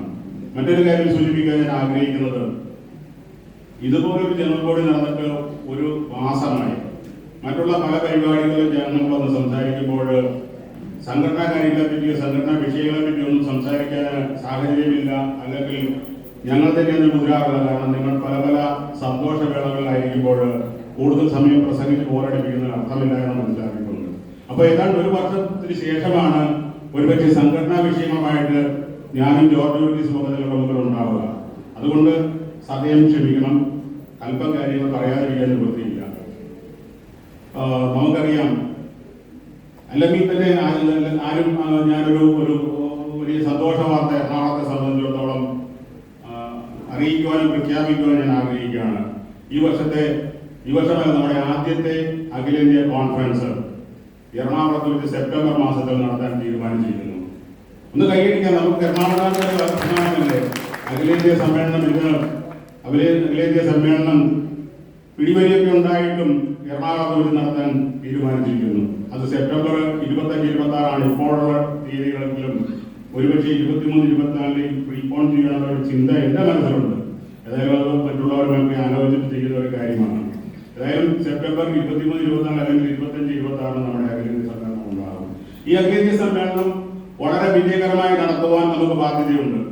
അതിന് നിങ്ങളുടെ എല്ലാവരുടെയും പൂർണ്ണമായ സഹായ സഹകരണങ്ങൾ ഉണ്ടാകുമെന്നുള്ള കാര്യത്തിൽ സംശയമില്ല. അത് തന്നെയാണ് ഞാൻ അഖിലേന്ത്യാ തലത്തിൽ പറഞ്ഞതും. നിങ്ങളിൽ പലർക്കും ആഗ്രഹമുണ്ട്, മോഹമുണ്ട് എങ്കിൽ പോലും ഈ സമ്മേളനം വിജയകരമായി നടത്തുവാനുള്ള റിസോഴ്സസ് ഉള്ള ഏക ജില്ല എറണാകുളം ജില്ലയാണെന്ന് എനിക്ക് അഭിമാനപൂർവ്വം പറയാൻ സാധിച്ചു. അതുകൊണ്ട് ഈ സമ്മേളനം നടത്തുമ്പോൾ നമുക്ക് തന്നെ ഒരുപാട് വിമർശന ശ്രമങ്ങൾ ഉയരാൻ സാധ്യതയുണ്ട്. കാരണം നമ്മൾ പിടിച്ചു വാങ്ങിക്കൊണ്ടുവരുന്നവയാണ് എറണാകുളത്തേക്ക് ഇത് കൊണ്ടുവരുന്നത്. അപ്പോൾ നമ്മൾ വളരെ സൂക്ഷ്മതയോടുകൂടി കൈകാര്യം ചെയ്യേണ്ട ഒരു വിഷയമാണത്. നമുക്കറിയാം, ഇവിടെ ഇപ്പോൾ 100-ലധികം ആളുകൾ എത്തിച്ചേർന്നിട്ടുണ്ട്. വളരെ സന്തോഷമുണ്ട്. ഈ ഹാൾ നടന്നു നിൽക്കുന്നതിൽ വളരെ സന്തോഷമുണ്ട്. ഇത്രയും ചൂടാണ് എന്നൊക്കെ പറഞ്ഞ് മറ്റുള്ളവരൊക്കെ പ്രസംഗിച്ചപ്പോഴും ഈ ചൂടത്തും അല്ലെങ്കിൽ ഇതിനെയൊക്കെ അതിജീവിച്ച് നിങ്ങളെല്ലാവരും ഈ ഹാളിൽ വന്നപ്പോൾ SNDWയുടെ ഒരു പ്രവർത്തകൻ എന്നുള്ള നിലയിൽ ഞാൻ അഭിമാനിക്കുകയാണ്, ഒരുപക്ഷെ അഹങ്കരിക്കുകയാണ്. അതുകൊണ്ട് തന്നെ ഈ സമ്മേളനങ്ങളോട് നടക്കുമ്പോൾ നിങ്ങളുടെ എല്ലാവരുടെയും പൂർണ്ണമായിട്ടുള്ള പിന്തുണ ഉണ്ടാകണം. അത് നമുക്കറിയാം, ആൺപെൺ വ്യത്യാസമില്ലാതെ നമ്മൾ ഒന്നിച്ചൊരുമിച്ച് പ്രവർത്തിക്കുമ്പോൾ മാത്രമേ അത് വിജയത്തിലേക്ക് എത്തിച്ചേരുകയുള്ളൂ. ഇപ്പോൾ സമയം ഞാൻ നിങ്ങളുടെ മുമ്പിൽ സൂചിപ്പിച്ചത് മാത്രമേ ഉള്ളൂ. നമ്മുടെ മുമ്പിൽ ഇപ്പോൾ നിൽക്കുന്ന ഏറ്റവും വലിയ പ്രശ്നം പെൻഷൻ പ്രൊവിഷൻ ആണ്. നിങ്ങളെല്ലാവരും ആലോചിക്കുകയും ചിന്തിക്കുകയും ചെയ്യുന്ന ഒരു വിഷയമെന്ന് ആണ് ഞാൻ ഊഹിക്കുന്നത്. തീർച്ചയായിട്ടും അതേ. കാരണം നമ്മളൊരു 8-9 മാസത്തിന് മുമ്പ് അല്ലെങ്കിൽ കഴിഞ്ഞ ഫെബ്രുവരിയിൽ ഈ പെൻഷൻ പ്രൊവിഷനെ പറ്റി ആലോചിക്കുകയും അതിന് മുമ്പോട്ടുള്ള നടപടികൾ എടുക്കുവാൻ അന്നത്തെ ചെയർമാനുമായി ചർച്ച നടത്തിയതിനു ശേഷം അല്പമൊക്കെ മുമ്പോട്ട് പോയി. പിന്നെ വളരെ ശീഘ്രത്തിൽ മുമ്പോട്ട് പോയി. മെമ്പർ സർവീസസായിരുന്ന അദ്ദേഹം നമ്മളെ വളരെയേറെ സഹായിച്ചു. അപ്പോൾ ഇതെല്ലാം ഉടനെ സാധിക്കുമെന്നുള്ള പ്രതീക്ഷയുണ്ടായിരുന്നു. മന്ത്രിയെ കണ്ടു. മന്ത്രിതലങ്ങളിലും അധികാര തലങ്ങളിലും ഒക്കെ സമ്മർദ്ദം ചെലുത്തി പെൻഷൻ റിവിഷൻ ഏതാണ്ട് അങ്ങോട്ട് ഫൈനലൈസ് ചെയ്തൊരു സ്റ്റേജ് ആയപ്പോൾ നേരത്തെ പറഞ്ഞതുപോലെ ട്വിസ്റ്റുകൾ ഉണ്ടാകുകയാണ് ഉണ്ടായത്. നമ്മൾ തന്നെ നേരത്തെ 2020 PV കാറ്റിൽ കൊടുത്തിരുന്ന കേസ് അതിന്റെ വാദങ്ങൾ നടക്കുകയും വിധി പ്രഖ്യാപിക്കുന്ന ഒരു സാഹചര്യം ഉണ്ടായപ്പോൾ ഡിപ്പാർട്ട്മെന്റ് ഗവൺമെന്റും ഒക്കെ അവരുടെ ചുവടുമാറ്റം നടത്തി. നേരത്തെ നമുക്ക് പല പല പ്രപ്പോസലുകൾ ഉണ്ടായിരുന്നു. നമുക്ക് ആകെ ഉണ്ടായിരുന്ന ഒരു പ്രശ്നം ഫിറ്റ്മെന്റ് എത്രയെന്നും CDAയിൽ വേണമോ IDAയിൽ വേണമോ ഫിറ്റ്മെന്റ് എന്നുള്ള ഈ രണ്ട് കാര്യങ്ങളിൽ മാത്രമേ അന്ന് സന്ദേഹം ഉണ്ടായിരുന്നുള്ളൂ. ബാക്കിയെല്ലാം നിങ്ങൾ pre-2017 ആണെങ്കിലും post-2017 ആണെങ്കിലും സാധാരണ എല്ലാവർക്കും ഒരു റിവിഷനിൽ ലഭിക്കുന്ന ആനുകൂല്യങ്ങൾ ലഭിക്കുന്ന രീതിയിൽ എല്ലാം വർക്കൗട്ട് ചെയ്ത് മുമ്പോട്ട് പോവുകയായിരുന്നു. ഞാനിത് സൂചിപ്പിക്കാൻ കാരണമുണ്ട്. കാരണം കേരള തലത്തിൽ പ്രത്യേകിച്ച് തിരുവനന്തപുരം കോൺസെൻട്രേറ്റ് ചെയ്ത ഒരു വലിയ post-2017 ഒന്നും ബെനിഫിറ്റ് ഉണ്ടാവുകയില്ല എന്നുള്ള പ്രചാരണം നടത്തുന്നു. അതൊക്കെ വളരെ തെറ്റായിട്ടുള്ള പ്രചാരണമാണ്. കാരണം ഏത് പേ റിവിഷൻ നടക്കുമ്പോഴും ഏത് പെൻഷൻ റിവിഷൻ നടക്കുമ്പോഴേയും അതിന്റെ പിന്നീട് വരുന്ന ആളുകൾക്ക് അതിന്റെ ബെനിഫിറ്റുകൾ ഈക്വലായിട്ട് തന്നെ ലഭിക്കുന്ന സാഹചര്യമുണ്ട്. അതിനുള്ള സാഹചര്യം ഒരുക്കുകയും ചെയ്യുന്നുണ്ട്. നമ്മുടെ മുമ്പിലുള്ള രണ്ട് കാര്യങ്ങൾ ഇതായിരുന്നു. നോഷണൽ ഫിറ്റ്മെന്റ് നിങ്ങൾ തരാനുള്ള പ്രൊവിഷൻ ഇല്ല ഇന്നത്തെ പെൻഷൻ റൂൾസിൽ. അത് ആ റൂൾ അമെന്റ് ചെയ്ത് പെൻഷൻ റൂൾസ് മാറ്റി നോഷണൽ ഫിക്സേഷൻ തരുവാനുള്ള തീരുമാനം ഏതാണ്ട് കൈക്കൊണ്ട് കഴിഞ്ഞായിരുന്നു. അതുപോലെ തന്നെ 50% കൂടുതൽ IDA കൂട്ടാൻ സാഹചര്യമില്ലാത്തത് അതിനും അമെന്റ്മെന്റുള്ള സാഹചര്യം ഒരുക്കിയിരുന്നു. അത് post-2017 ആളുകളെ പറ്റി ഞാൻ സൂചിപ്പിക്കുകയാണ്. കാരണം ഇവിടെ എന്റെ മുമ്പിലിരിക്കുന്ന 99.9% ആളുകളും post-2017 ആണ്. നിങ്ങളെ പറഞ്ഞിട്ട് SNPW എന്നൊരു സംഘടനയില്ല. അതുകൊണ്ട് ആരെങ്കിലും അങ്ങനെയുള്ള കുപ്രചരണങ്ങൾ നടത്തുന്നുണ്ടെങ്കിൽ ഒരു കാര്യം ഞാൻ ഉറപ്പു തരുന്നു, post-2017 ഒരു വിധത്തിലും അനുകൂലിക്കാത്ത ഒരു നടപടിയും SNPW സ്വീകരിക്കുകയില്ല.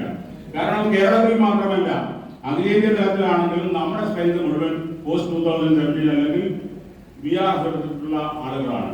അതുകൊണ്ട് നിങ്ങളെ മാത്രമുള്ള ഒരു പരിപാടികളും ഉണ്ടാവില്ല എന്ന് ഞാൻ ഉറപ്പു തരുന്നു. അതുപോലെ തന്നെ പെൻഷൻ റിവിഷനെ ഞാൻ പറഞ്ഞു, ടിസ്റ്റിനെ പറ്റി പറഞ്ഞു. പെട്ടെന്ന് ഈ കോടതി വാദം കേൾക്കുകയും കോടതി സെപ്റ്റംബർ 2023 വിധി പ്രസ്താവിക്കുകയും ചെയ്തു. നമുക്ക് വളരെ അനുകൂലമായിട്ടുള്ള ഒരു വിധി. അപ്പോൾ ഇത് നടപ്പാക്കുന്നതിനെ പറ്റി അധികാര തലങ്ങളിൽ DOT തലത്തിൽ, DOPNPW തലത്തിൽ, DOE തലത്തിൽ, മന്ത്രി തലത്തിലൊക്കെ ചർച്ച നടത്തിയപ്പോൾ അവർ പറഞ്ഞു ഒന്നും പ്രശ്നമില്ല, എല്ലാ കാര്യങ്ങളും സുഗമമായിട്ട് പുരോഗമിക്കുന്നു. മന്ത്രി തന്നെ ഉറപ്പ് നൽകി പെൻഷൻ റിവിഷൻ എന്നുള്ള ഒരു സംഗതി വേജ് റിവിഷനുമായിട്ട് ലിങ്ക്ഡ് അല്ല. I declare that it is not linked with wage revision. അതായത് ഇന്ന് വേജ് റിവിഷൻ നമുക്കറിയാം, വേജ് റിവിഷനുള്ള ബുദ്ധിമുട്ടുണ്ട്. BSR പ്രോഫിറ്റബിൾ ആകാതെ ഒരു വേജ് റിവിഷനെ പറ്റി ചിന്തിക്കുവാൻ കഴിയുകയില്ല. അപ്പോൾ പെൻഷൻ റിവിഷൻ ഉണ്ടാകില്ല എന്ന് കഴിഞ്ഞ ഗവൺമെന്റും അല്ലെങ്കിൽ കഴിഞ്ഞ കാലത്തുണ്ടായിരുന്ന കേന്ദ്രമന്ത്രിയും DOT നേതാക്കളും ഒക്കെ പ്രഖ്യാപിച്ചപ്പോൾ അങ്ങനെയല്ല, പെൻഷൻ റിവിഷൻ വേജ് റിവിഷനിൽ നിന്ന് ഡീലിംഗ് ചെയ്ത് നമുക്ക് മുമ്പോട്ട് പോകാൻ സാധിക്കുമെന്ന് ആ മന്ത്രി പറയുകയും ആ ഉറപ്പിനെ നമ്മൾ വിശ്വസിച്ച് നിൽക്കുകയും ചെയ്തു. അതുകൊണ്ട് 10 ആഴ്ച സമയം കൊടുത്തിരുന്ന PV കാറ്റിന് ജഡ്ജ്മെന്റിന് നമ്മൾ മാത്രമല്ല മറ്റു സംഘടനകളും ഒക്കെ കണ്ടന്റ് കൊടുക്കാതെ മാറി നിന്നു. നമുക്കറിയാം ഈ വിധി വന്നപ്പോൾ നമ്മൾ അത്യധികം ആഹ്ലാദിച്ചൊന്നുമില്ല. കാരണം നമുക്കറിയാം ഏതോ കോടതി വിധി വരുമ്പോഴും അതിൻ്റെതായ നൂലാമാലങ്ങൾ ഉണ്ടാകും. നമ്മൾ പടക്കം പൊട്ടിക്കേണ്ട കാര്യമൊന്നുമില്ല, നമ്മൾ പൂത്തിരി കത്തിക്കേണ്ട കാര്യമൊന്നുമില്ല. അതൊക്കെ തൃശ്ശൂർ പൂരത്തിന് കത്തിക്കാം. വേറെ ചിലരൊക്കെ കത്തിച്ചു. അതുകൊണ്ടാണ് ഞാൻ പറഞ്ഞത് അപ്പോഴും നമ്മൾ വളരെ കോഷ്യസ് ആയിരുന്നു. കാരണം ഇതിന് ശേഷം പല പല കടമ്പകൾ കൂടി കടക്കുവാനുണ്ട് എന്നുള്ളത് നമ്മൾ മനസ്സിലാക്കിയിരുന്നു. തീർച്ചയായിട്ടും അപ്പോഴും മന്ത്രിയും ഡിപ്പാർട്ട്മെന്റും പറഞ്ഞത് ഞങ്ങളൊരു കാരണവശാലും നിങ്ങൾക്കെതിരായിട്ട് കേസ് ഫയൽ ചെയ്യുകയില്ല എന്നായിരുന്നു. പക്ഷേ ഈ അടുത്ത കാലത്ത്, സമീപകാലത്ത്, ഏതാണ്ട് ഒരു മാസത്തിന് മുമ്പ് സർക്കാരും DOTയും DOPNPWയും ഒക്കെ ചേർന്ന് ഡൽഹി ഹൈക്കോടതിയിൽ റിട്ട് പെറ്റീഷൻ ഫയൽ ചെയ്യുകയാണ് ഉണ്ടായത്. നമുക്കറിയാം 637 പേജുള്ള ഒരു റിട്ട് പെറ്റീഷൻ ഫയൽ ചെയ്ത് നമ്മൾ കണ്ടു. നിങ്ങളാരും പൂർണ്ണമായിട്ട് വായിച്ചിട്ടുണ്ടാവില്ല, ഞാൻ പോലും വായിച്ചിട്ടില്ല, വളരെ സത്യം പറയാനുള്ളത്. ഏതായാലും അങ്ങനെ വന്നപ്പോൾ ഹൈക്കോടതിയിൽ ഈ കേസ് ഗവൺമെന്റ് അവതരിപ്പിച്ചപ്പോൾ അന്നത്തെ ജഡ്ജി അവർ പറഞ്ഞത് എന്താണെന്ന് വെച്ച് കഴിഞ്ഞാൽ, നിങ്ങളുടെ ഈ പ്രോസസ് ഒരു ഡിലേയിങ് ടാക്ടിക്സ് മാത്രമാണെന്ന് ഞാൻ മനസ്സിലാക്കുന്നു. ഇങ്ങനെയുള്ള ഒരു ഡിലേയിങ് ടാക്ടിക്സ് ഞാൻ ഒരു കാരണവശാലും അനുവദിക്കുകയില്ല. അവർ പെൻഷനേഴ്സ് ആണ്, അവർക്കുണ്ട് ആനുകൂല്യം കൊടുക്കണം. ഇവര് PV കാറ്റ് വിധിക്ക് സ്റ്റേ അഭ്യർത്ഥിച്ചിരുന്നു. യാതൊരു നോ സ്റ്റേ, നത്തിങ് ഡൂയിങ്, ഒരു സ്റ്റേയുമില്ല, നിങ്ങളുടെ കേസ് ഞാൻ കേൾക്കും. ഞാൻ ഓൾറെഡി നിങ്ങളുടെ കേസ് മുഴുവൻ പഠിച്ചിട്ടാണ് വന്നിരിക്കുന്നത്. എന്നിട്ട് നിങ്ങൾ അഡ്ജോൺമെന്റ് ചോദിക്കുന്നു. അഡ്ജോൺമെന്റ് ഒക്കെ ഒരു താൽക്കാലികമായിട്ടുള്ള അഡ്ജോൺമെന്റ് മാത്രം തരാം. 12/7/2024 കേസ് പോസ്റ്റ് ചെയ്യുകയും ഈ വാദം തുടരുകയും ചെയ്യുകയാണ്. അത് ആ സ്വരത്തിൽ തന്നെ അന്ന് ജഡ്ജി പറഞ്ഞു, നിങ്ങൾ എന്തുകൊണ്ടാണ് കണ്ടന്റ് ഫയൽ ചെയ്യാതിരിക്കുന്നത്? നിങ്ങളുടെ PBK ട്രീറ്റ്മെന്റിനെ കൂടെ നിങ്ങളാരും കണ്ടന്റ് ഫയൽ ചെയ്യാതിരിക്കുന്നത് സാങ്കത്യം എനിക്ക് മനസ്സിലാകുന്നില്ല എന്ന് ഡൽഹി ഹൈക്കോടതിയിലെ ജഡ്ജി പറയുകയാണ്. അതുകൊണ്ട് ഇന്ന് സംഘടനകളെല്ലാം കണ്ടന്റ് പെറ്റീഷൻ ഫയൽ ചെയ്ത് കഴിഞ്ഞു. ഇനി അതിന്റെ വാദങ്ങൾ അടുത്ത ആഴ്ച അല്ലെങ്കിൽ ഉടൻ തന്നെ ഉണ്ടാകുമെന്നാണ് നമുക്ക് ലഭിക്കുന്ന സൂചന. അധികം വൈകാതെ തന്നെ ഉണ്ടാകുമെന്നുള്ളതാണ്. അങ്ങനെയൊക്കെയാണെങ്കിലും നമ്മൾക്കറിയാം, ഈ കോടതിയിൽ പോയി കേസ് വലിച്ചു നീട്ടാതെ നമ്മുടെ ആളുകൾക്ക് എത്രയും പെട്ടെന്ന് ആനുകൂല്യങ്ങൾ ലഭിക്കുന്ന ഒരു സാഹചര്യത്തെ പറ്റിയാണ് നമ്മൾ ചിന്തിച്ചത്. ഒന്നും കൊടുത്തില്ല, കേസൊന്നും ഇല്ലാതെ നമുക്ക് മുമ്പോട്ട് പോകാം എന്നുള്ള തീരുമാനമായിരുന്നു. പക്ഷേ അൺഫോർച്ചുനേറ്റ്ലി നമ്മുടെ ഒരു ഘട്ടത്തിന് ഈ ഡിപ്പാർട്ട്മെന്റ് വഞ്ചിച്ചിരിക്കുകയാണെന്ന് പറയാതിരിക്കാൻ നിവൃത്തിയില്ല. ഡിപ്പാർട്ട്മെന്റ് പിന്നീട് നമ്മുടെ ജനറൽ സെക്രട്ടറിയോട് സംസാരിച്ചപ്പോൾ അവർ പറഞ്ഞു, അതൊക്കെ നിങ്ങളെ തെറ്റിദ്ധാരണയാണ്, ഞങ്ങൾ അങ്ങനെയൊന്നുമില്ല. ഞങ്ങളുടെ ആളുകളെ ഞങ്ങളുടെ സെക്രട്ടറി DOTയെ, സെക്രട്ടറി DOP, സെക്രട്ടറി DOE ഒക്കെ വിളിച്ചു വരുത്തി നേരിട്ട് ഹാജരാകുന്ന ഒരു സാഹചര്യം ഉണ്ടാകും ഞങ്ങൾ ഈ പെറ്റീഷൻ കൊടുത്തില്ലെങ്കിൽ എന്നാണ് അവർ പറഞ്ഞത്. നമ്മൾ പൂർണ്ണമായി അത് വിശ്വസിച്ചിട്ടില്ലെങ്കിലും നമുക്ക് ലഭിക്കുന്ന അറിവുകൾ നിങ്ങളിലേക്ക് പങ്കുവെക്കുക എന്നുള്ളതാണ്. നേരത്തെ പ്രകാശിന്റെ സ്വാഗത പ്രസംഗങ്ങൾ സൂചിപ്പിച്ചു. എല്ലാ കാര്യങ്ങളും അപ്പോൾ തന്നെ കൈമാറുകയാണ് ഞങ്ങളുടെ ശൈലിയും രീതിയും, അല്ലെങ്കിൽ നമ്മുടെ ശൈലിയും രീതിയും. അത് നിങ്ങൾ മനസ്സിലാക്കിയിട്ടുണ്ട്. ഏതായാലും നമുക്ക് പെൻഷൻ റിവിഷനെ പറ്റി ഇത്രയും കാര്യങ്ങളാണ് ഇപ്പോൾ ലേറ്റസ്റ്റ് ആയിട്ടുള്ളത്. 12/7 ഡൽഹി ഹൈക്കോടതി വാദം കേൾക്കുകയും ഉടൻ തന്നെ അതിന്റെ പ്രൊസീഡിങ്സ് നടത്തുകയും ചെയ്യുമെന്നാണ് നമ്മൾ പ്രതീക്ഷിക്കുന്നത്. അതുപോലെ തന്നെ കണ്ടന്റ് പെറ്റീഷനിലും PBK ന്യൂഡൽഹി വാദം കേൾക്കും. പക്ഷെ എനിക്കൊന്നേ സൂചിപ്പിക്കാനുള്ളൂ, കോടതിയിലൂടെ നമ്മൾ പോകുമ്പോൾ ഡൽഹി ഹൈക്കോടതിയുടെ വിധി എപ്പോൾ വരുമെന്ന് നമുക്കറിയില്ല. അതിനുശേഷം സുപ്രീം കോടതിയുണ്ട്. ഈ വിധികളെല്ലാം ഉണ്ടാകും. മറ്റൊരു കാര്യം എനിക്ക് സൂചിപ്പിക്കാനുള്ളത്, CSQ ഇതുവരെ നിങ്ങളോട് ആരോടും ഒരു സാമ്പത്തികമായിട്ട് നമ്മൾ പല കേസുകൾ കൊടുത്തു. ഇവിടെ കേരളത്തിൽ ജോർജ് വർഗീസ് ഒക്കെ ഉൾപ്പെടുന്ന രീതിയിൽ കേസുകൾ കൊടുത്തിട്ടുണ്ട്. ഡൽഹിയിലും ഈ കേസ് നമ്മുടെ PBK കേസുകളൊക്കെ നടത്തുന്നു. ഇതുവരെ നമ്മുടെ മെമ്പേഴ്സിനോട് ഒരു പൈസ പോലും വാങ്ങാതെ മുമ്പോട്ട് പോകണമെന്നാണ് നമ്മുടെ ആഗ്രഹം. പക്ഷേ ഇത് ഡൽഹി ഹൈക്കോടതിയിലും അതുപോലെ തന്നെ നമുക്ക് വേണ്ടി വാദിക്കുന്ന കൗൺസിൽസ് തീരെ മോശക്കാരൊന്നുമല്ല. സുപ്രീം കോടതിയിലെ സീനിയർ കൗൺസിലർ രാജേഷ് റാവുവാണ് നമുക്ക് വേണ്ടി വാദിക്കുന്നത്.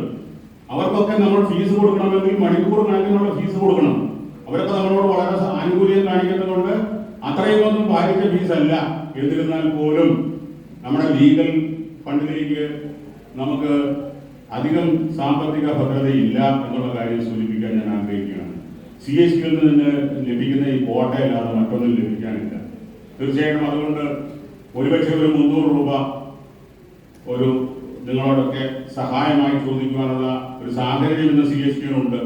ഏതായാലും അത് പ്രഖ്യാപിച്ചിട്ടില്ല. പക്ഷെ ഞാൻ സൂചിപ്പിക്കുകയാണ്, അങ്ങനെ ഞാനും ജനറൽ സെക്രട്ടറി തമ്മിലുള്ള ചർച്ചയിൽ അങ്ങനെ ഒരു 300 രൂപ ലീഗൽ ഫണ്ട് വാങ്ങുന്നത് തെറ്റില്ല എന്നുള്ള അഭിപ്രായം ഉണ്ടായിട്ടുണ്ട്.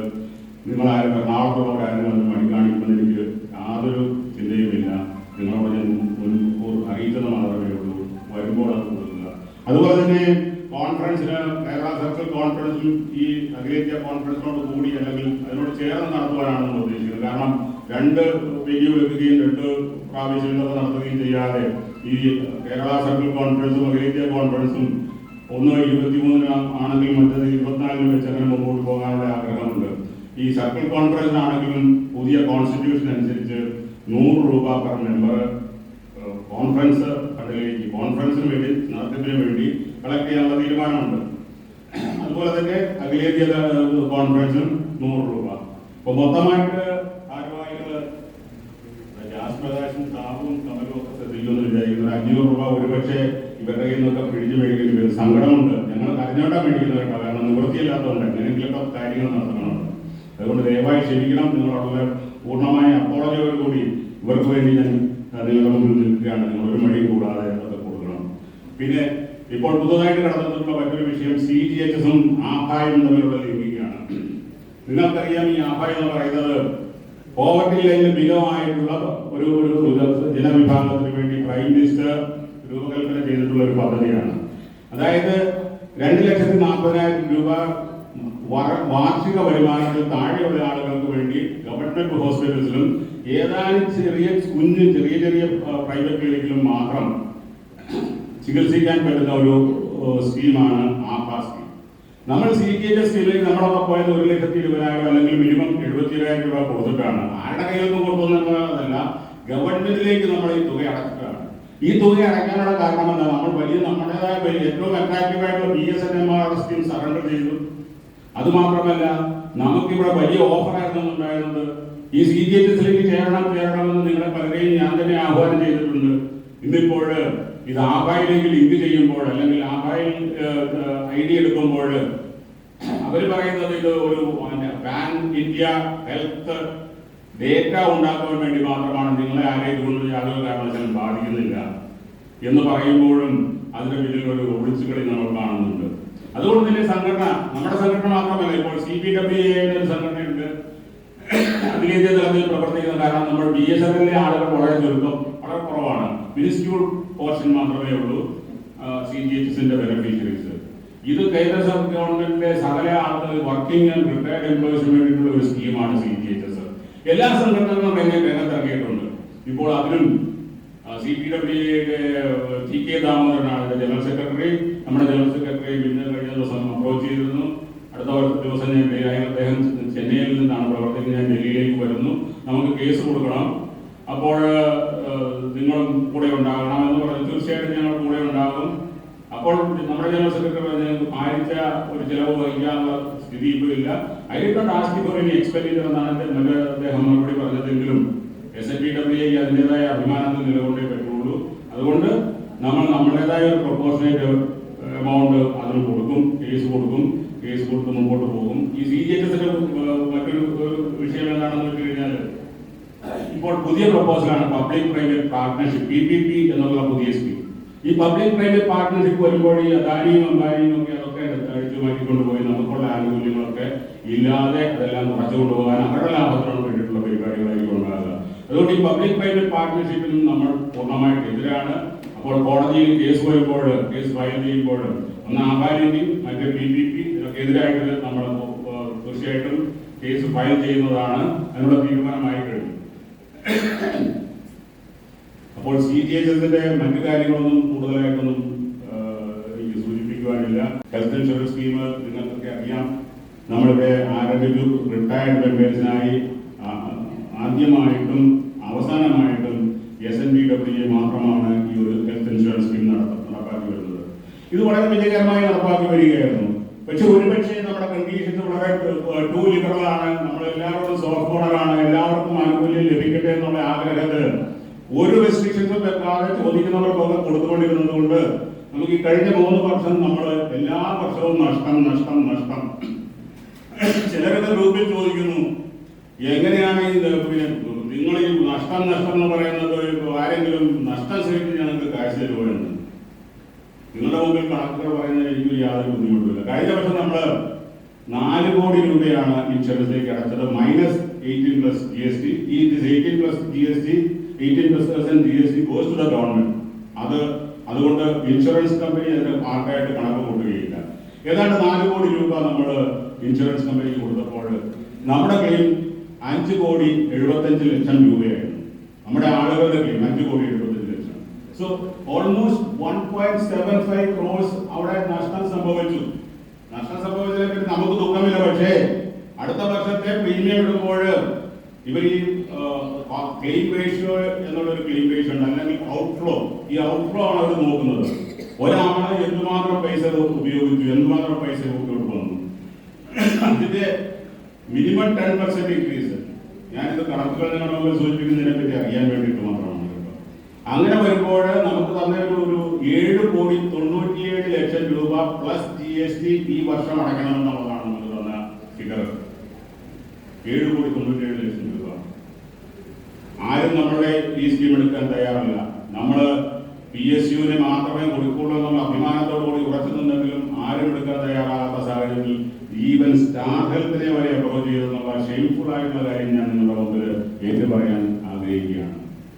ആരും എടുത്തില്ല, ആരും ഒരു കൂട്ടം തന്നില്ല. അവസാനം നമുക്കറിയാം കഴിഞ്ഞ വർഷത്തെ ചില പ്രശ്നങ്ങൾ കൊണ്ട്, അതായത് ഇത് നേരിട്ട് ന്യൂ ഇന്ത്യ ഇൻഷുറൻസ് കമ്പനിക്ക് അടക്കേണ്ട പൈസയെല്ലാം അവരെ സ്വീകരിക്കാൻ നിയമപരമായിട്ട് പാടില്ല. അതുകൊണ്ട് തന്നെ നമ്മൾ എല്ലാ കാര്യങ്ങളും അവർ തടസ്സപ്പെടുത്തി. അത് സത്യമാണ് താനും നമ്മൾ ഒഴിച്ച് ബാക്കി ആർക്കും ഇങ്ങനെ ഒരു സൗകര്യം കൊടുത്തിരുന്നില്ല. നമ്മുടെ സ്പെഷ്യൽ റിക്വസ്റ്റ് പ്രകാരം അന്നത്തെ ചീഫ് റീജിയണൽ മാനേജർ നമുക്ക് നൽകിയ ആനുകൂല്യമാണ്. ഇന്നിപ്പോൾ ചീഫ് റീജിയണൽ മാനേജർ മാറി പുതിയൊരാൾ വന്നപ്പോൾ അദ്ദേഹം ഈ നിലപാട് സ്വീകരിക്കാൻ തയ്യാറല്ല. ഇത് മാറ്റണമെന്ന് മാത്രമല്ല, നിങ്ങൾക്കുള്ള എല്ലാ കാര്യങ്ങളും സെറ്റിൽ ചെയ്യണമെങ്കിൽ നിങ്ങൾ സംഘടനയിലൂടെ തന്നെ പൈസ അടഞ്ഞ് മാത്രമേ നടക്കുള്ളൂ എന്ന് പറഞ്ഞു. ഏതായാലും അതുകൊണ്ട് അവിടെ ക്ലാഷ് ഉണ്ടായി. നമുക്ക് ചില ആനുകൂല്യങ്ങൾ, ചില 44,000 രൂപ തിരിച്ചു കൊടുക്കാമെന്ന് പറഞ്ഞ ആളുകൾക്കൊന്നും നമുക്ക് തിരിച്ചു കൊടുക്കാൻ സാധിച്ചില്ല. കാരണം ഇവരെല്ലാ കാര്യങ്ങളും ഫ്രീസ് ചെയ്തു. അങ്ങനെ വന്നപ്പോൾ ഇനി അവരുമായിട്ട് കണ്ടിന്യൂ ചെയ്യാൻ നമുക്ക് സാഹചര്യമില്ല. തിരുനെൽവേലി ബ്രാഞ്ചും മധുര റീജിയനിലുമായിരുന്നു നമ്മുടെ ഹെൽത്ത് ഇൻഷുറൻസ് സ്കീം നടത്തിക്കൊണ്ടിരുന്നത്. അപ്പോൾ അവിടെ നിന്ന് മാറാതിരിക്കാൻ നിവൃത്തിയില്ല, മറ്റാരും എടുക്കാനും നിവൃത്തിയില്ല. പിന്നെ അവസാനം ഇവിടെ നമ്മുടെ കേരള ഹെഡുമായിട്ട് ഡയറക്റ്റ് പരിചയമുണ്ടായിരുന്നവിടെ അവരെ നേരിട്ട് പോയി കണ്ട് കൈയും കാലും പിടിച്ചു. അവർ ഒരുപാട് സഹായം ചെയ്തു കേട്ടോ. ഈ 797 എന്നുള്ളത് അവരും അവരുടെ മറ്റേ ചീഫ് റീജിയണൽ മാനേജറും ഒക്കെ ഇടപെട്ട് 6,20,00,000 കുറച്ചു തന്നു. ഇല്ലെങ്കിൽ നമുക്ക് ഒരിക്കലും റൺ ചെയ്യാൻ പറ്റില്ല. നിങ്ങൾ ആലോചിച്ച് നോക്കണം, 6,20,00,000 പ്ലസ് 18% GST ആണ്. അപ്പൊ എനിക്കറിയാം, ഇന്നലെയും ഞാൻ രാത്രി നമ്മുടെ 2-3 ലൈൻമാൻ ആളുകളെ കണ്ടു. അവര് പറഞ്ഞു, സാറേ ഇൻഷുറൻസ് നടന്നുകൊണ്ട് പറ്റും, ഇത് ഭയങ്കര ഭാരമാണ്, അതൊന്നും ഞങ്ങളെ കൊണ്ട് താങ്ങാൻ പറ്റില്ല, ഇതെല്ലാം കുറച്ച് തന്നില്ലെങ്കിൽ ഞങ്ങൾക്ക് ഒരു രക്ഷയില്ല എന്ന് പറഞ്ഞു. ആക്സിഡന്റ് കാഷ്വലായിട്ട് കണ്ടതാണ് അവര്, അല്ലാതെ ഞാൻ പരിപാടി വെച്ച് കണ്ടതെന്ന് റോഡ് വഴിയിൽ വെച്ച് അവർ കണ്ടപ്പോൾ പറഞ്ഞു. എനിക്കറിയാം, ഇത് നടത്തുന്ന എല്ലാവർക്കും അറിയാം. പക്ഷേ ഇത് മുമ്പോട്ട് കൊണ്ടുപോകാതിരുന്നാൽ അനേകം പേർ ദുരിതത്തിലാകും. ഞാനും നിങ്ങളോ അല്ല, ഒരുപാട് ആളുകൾ ദുരിതത്തിലാകും. അപ്പോൾ നമ്മൾ പ്രതീക്ഷിച്ചു ഇത്തവണ യാതൊരുവിധ പബ്ലിസിറ്റിയിലെ യാതൊരു പ്രൊപ്പഗാൻഡയും ഇല്ലാതെയാണ് ഈ ഹെൽത്ത് ഇൻഷുറൻസ് ബിൽ കൊണ്ടുപോകാൻ ഉദ്ദേശിക്കുന്നത്. ചേരുന്നവർ മാത്രം ചേരുക, ആ നിലപാട് മാത്രമേ എടുത്തുള്ളൂ. ഇപ്പോഴും ചില ആളുകൾ പറയുന്നത് നിങ്ങൾക്ക് തന്നെ കർക്കശം കാണിക്കരുത്. ഇന്നലെയും ആളുകൾ ചേരാൻ വന്നു, രക്ഷയില്ല. കഴിഞ്ഞ വർഷം ജാസിനറിയാം, മെയ്യിൽ വരെ വന്നവരെ നമ്മൾ ചേരാൻ സമ്മതിച്ചു. ഇന്നലെ വന്നവരെ നമ്മൾ സമ്മതിച്ചിട്ടില്ല ഈ ഹെൽത്ത് ഇൻഷുറൻസ് സ്കീമിൽ ചേരാൻ. കാരണം നമ്മൾക്ക് ആളുകളെ കൂട്ടുക എന്നുള്ളതിനേക്കായി കൂടുതൽ ഇത് ഭംഗിയായി കൊണ്ടു നടക്കണം. ഏതായാലും നമ്മൾ 1 ഇയർ വെയിറ്റിംഗ് പീരീഡ് വെച്ചു.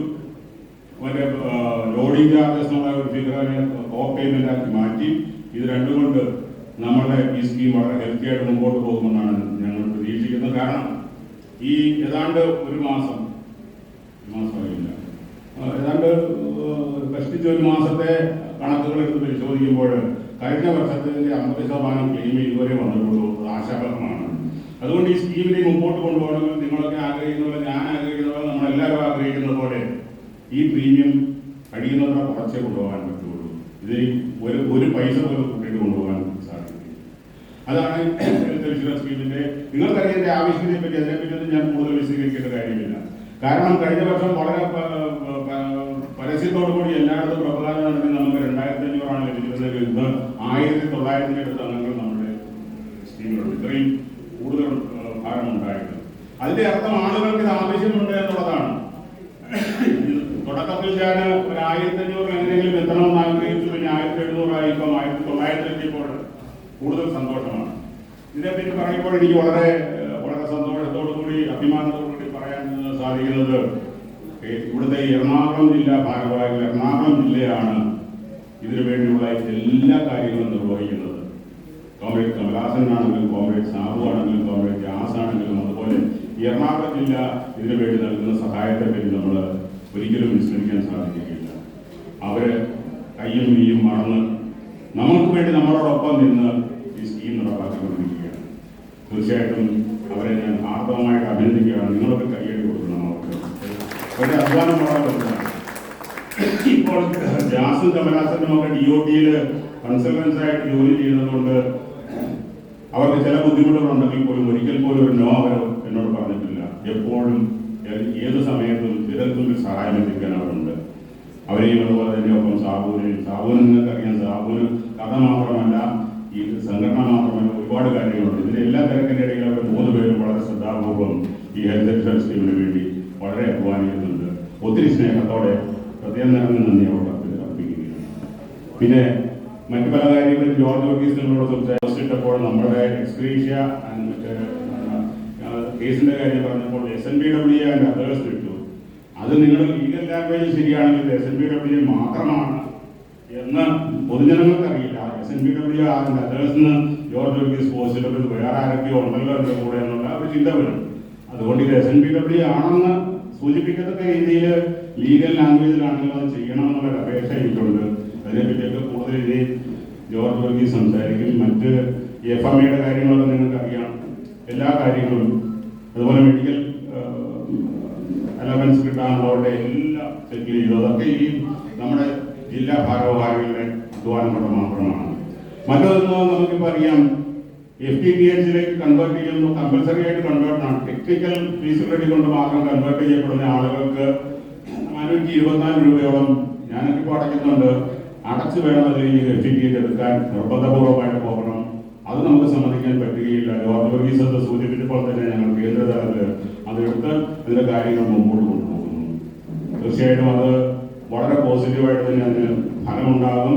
അതിനെപ്പറ്റി അവർ ചർച്ച ചെയ്തുകൊണ്ടിരിക്കുകയാണ്. പക്ഷേ 2-3 മാസത്തെ സാവകാശം ഇത് ഈ എന്താണ് ട്രാൻസ്ഫറിന് അല്ലെങ്കിൽ ഇപ്പോഴുള്ള ലാൻഡ് ലൈൻസ് എല്ലാം FTTH മാറാൻ 2-3 മാസം താമസമുള്ളതുകൊണ്ട് അതിന് കുറച്ച് സാവകാശമുള്ള തീരുമാനങ്ങൾ മാത്രമേ ഉണ്ടാവുമെന്നാണ് പറഞ്ഞതുപോലെ. 1 മണിക്കൂർ ഞാൻ എടുത്തില്ല, കഷ്ടിച്ച് അരമണിക്കൂറേ ആകുന്നുള്ളൂ. ഇനിയും കൂടുതൽ ആളുകളൊക്കെ അക്ഷമരായി തുടങ്ങിയിട്ടുണ്ട്. ആർക്കൊക്കെ വിശപ്പുമുണ്ട്, ചൂടുമുണ്ട്. അതുകൊണ്ട് ഞാൻ ഇത്രയൊക്കെ സംസാരിച്ച് നിർത്തുകയാണ്. ഇനി നിങ്ങളുടെ ഏതെങ്കിലും സംശയങ്ങളുണ്ടെങ്കിൽ അതിന് പിന്നീട് അധ്യക്ഷന്റെ അനുവാദത്തോടു കൂടി മറുപടി പറയാൻ ഇവിടെ എനിക്ക് പ്രത്യേകമായിട്ട് പറയാനുള്ള ശ്രീ ഗോപികൃഷ്ണൻ ഹരിയും ശ്രീ VC ജോസഫും ഒക്കെ നമ്മളിന്ന് അവർക്ക് അർഹിക്കുന്ന ആദരം കൊടുത്തു എന്നൊന്നും അഭിമാനിക്കാൻ ഞാൻ ആളല്ല. പക്ഷേ അവരൊക്കെ ഇവിടെ നമ്മുടെ രത്നങ്ങളാണ്. ആ കാര്യത്തിൽ യാതൊരു സംശയവുമില്ല. ഇവിടെ ഇതേപോലെയുള്ള ഒരു ചെറുപ്പക്കാരൻ ശ്രീധരൻ ഞങ്ങൾക്ക് പണ്ടേ അറിയാൻ ഭയങ്കര ഊർജ്ജസ്വലയായിട്ടുള്ള ഒരു വ്യക്തിത്വമാണ്. തീർച്ചയായിട്ടും അവരുടെ പുത്രൻ വളരെ മിടുക്കനായി മുമ്പോട്ട് വരുന്നത് കാണുമ്പോൾ ഞങ്ങൾക്ക് ഏറെ സന്തോഷമുണ്ട്.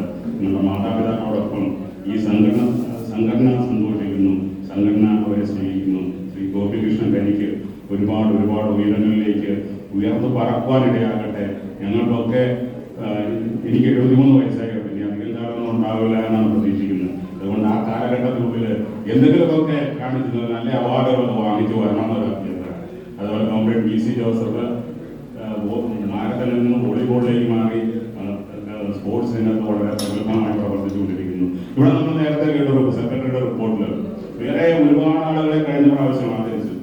അതുകൊണ്ട് ഈ സംഘടനയിലെ അംഗങ്ങളും അവരുടെ മക്കളും ഒക്കെ വളരെ പ്രഗത്ഭരായിട്ട് മുമ്പോട്ട് പോകുന്നു. ഏറെ അഭിമാനം, സന്തോഷം. എല്ലാവർക്കും നന്ദി, നമസ്കാരം. CGHS ഹെൽത്ത് ഇൻഷുറൻസ് തുടങ്ങിയ കാര്യങ്ങളെ പറ്റി ആർക്കെങ്കിലും സെലക്ഷൻ ഡിസ്കസ് ചെയ്യാൻ സാധ്യതയുണ്ടാവും.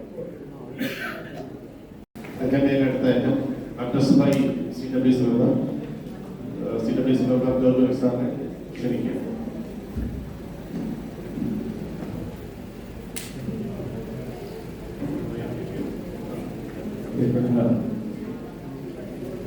അധ്യക്ഷൻ വിലാസന്, ബഹുമാനപ്പെട്ട CSU പ്രസിഡന്റ് സുഭാഷൻ സർ, നമ്മുടെ ജില്ലാ സെക്രട്ടറി സാബു, ജില്ലാ treasurer jazz Prakash, circle organising സെക്രട്ടറിമാരായ യസ്മിൻ, അസീസ്, കൂടിയിരിക്കുന്ന നിന്നും പ്രത്യേകമായിരിക്കുന്ന ഗോപികൃഷ്ണൻ, VC ജോസഫ്, എന്നെത്തിയിട്ടുള്ള എല്ലാ സഹപ്രവർത്തകർക്കും എൻ്റെ നമസ്കാരം.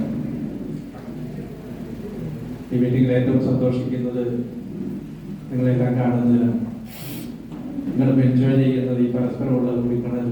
കാരണം ഇവിടെ ഇത്രയും ആളുകളെ ഒന്നിച്ച് കാണുന്നതിനൊരു അവസരം ഇങ്ങനെ നമുക്കുണ്ടായിരുന്നു. മറ്റു പല പ്രൈവറ്റ് ഫംഗ്ഷൻസിൽ കണ്ട് പലപ്പോഴും അത്ര ഫംഗ്ഷൻസിൽ പോകുമ്പോൾ തന്നെ ഒരു മാരേജ് ആണെങ്കിൽ അതുപോലെ മറ്റേ ആവശ്യങ്ങളിൽ പോകുമ്പോഴും പ്രൈം കൺസിഡറേഷൻ ഈ വരും നമ്മുടെ കൂടെയുള്ള കുറേ ആളുകളെ കാണുക എന്നുള്ളത് തന്നെയായിട്ടാണ്. അതുകൊണ്ടാണ് ഇതുപോലെ നിങ്ങൾ ഈ അവസരം ഉപയോഗപ്പെടുത്തുന്നതിൽ എനിക്കും ഉള്ള സന്തോഷം ഷെയർ ചെയ്യുന്നു. ഞാൻ ചില ആളുകൾ കുറച്ച് ആളുകൾക്ക് ഞാൻ പേഴ്സണലായിട്ട് മെസ്സേജ് അയച്ചു. അത് ശരിയായിരുന്നു തെറ്റായിരുന്നു എന്ന് എനിക്ക് അറിഞ്ഞുകൂടാ. എന്തായാലും നിങ്ങൾക്ക് അയക്കാനുള്ള ഒരു സ്വാതന്ത്ര്യം എനിക്ക് ഉണ്ടായെന്ന് തോന്നിയിട്ട് മാത്രം ചെയ്തതാണ്. ചില ആളുകൾ വരാൻ പറ്റുന്നില്ലാത്തതിന്റെ ബുദ്ധിമുട്ടിനെ എനിക്ക് പേഴ്സണൽ മെസ്സേജ് അയച്ചു. അപ്പൊ അത് ആരെയും ബുദ്ധിമുട്ടിക്കാൻ വേണ്ടി ചെയ്തതല്ല. ഓരോ പേര് കാണുമ്പോഴും നിങ്ങൾ ഓരോരുത്തരുടെയും എനിക്ക് ജോസിനെ കഴിഞ്ഞാൽ നോക്കുമായിരുന്നു. എൻ്റെ കോണ്ടാക്റ്റില് ജോസിന്റെ നമ്പർ കാണുന്നില്ല. നമ്മുടെ പറവൂർ തൃശ്ശൂർ ജോസ്.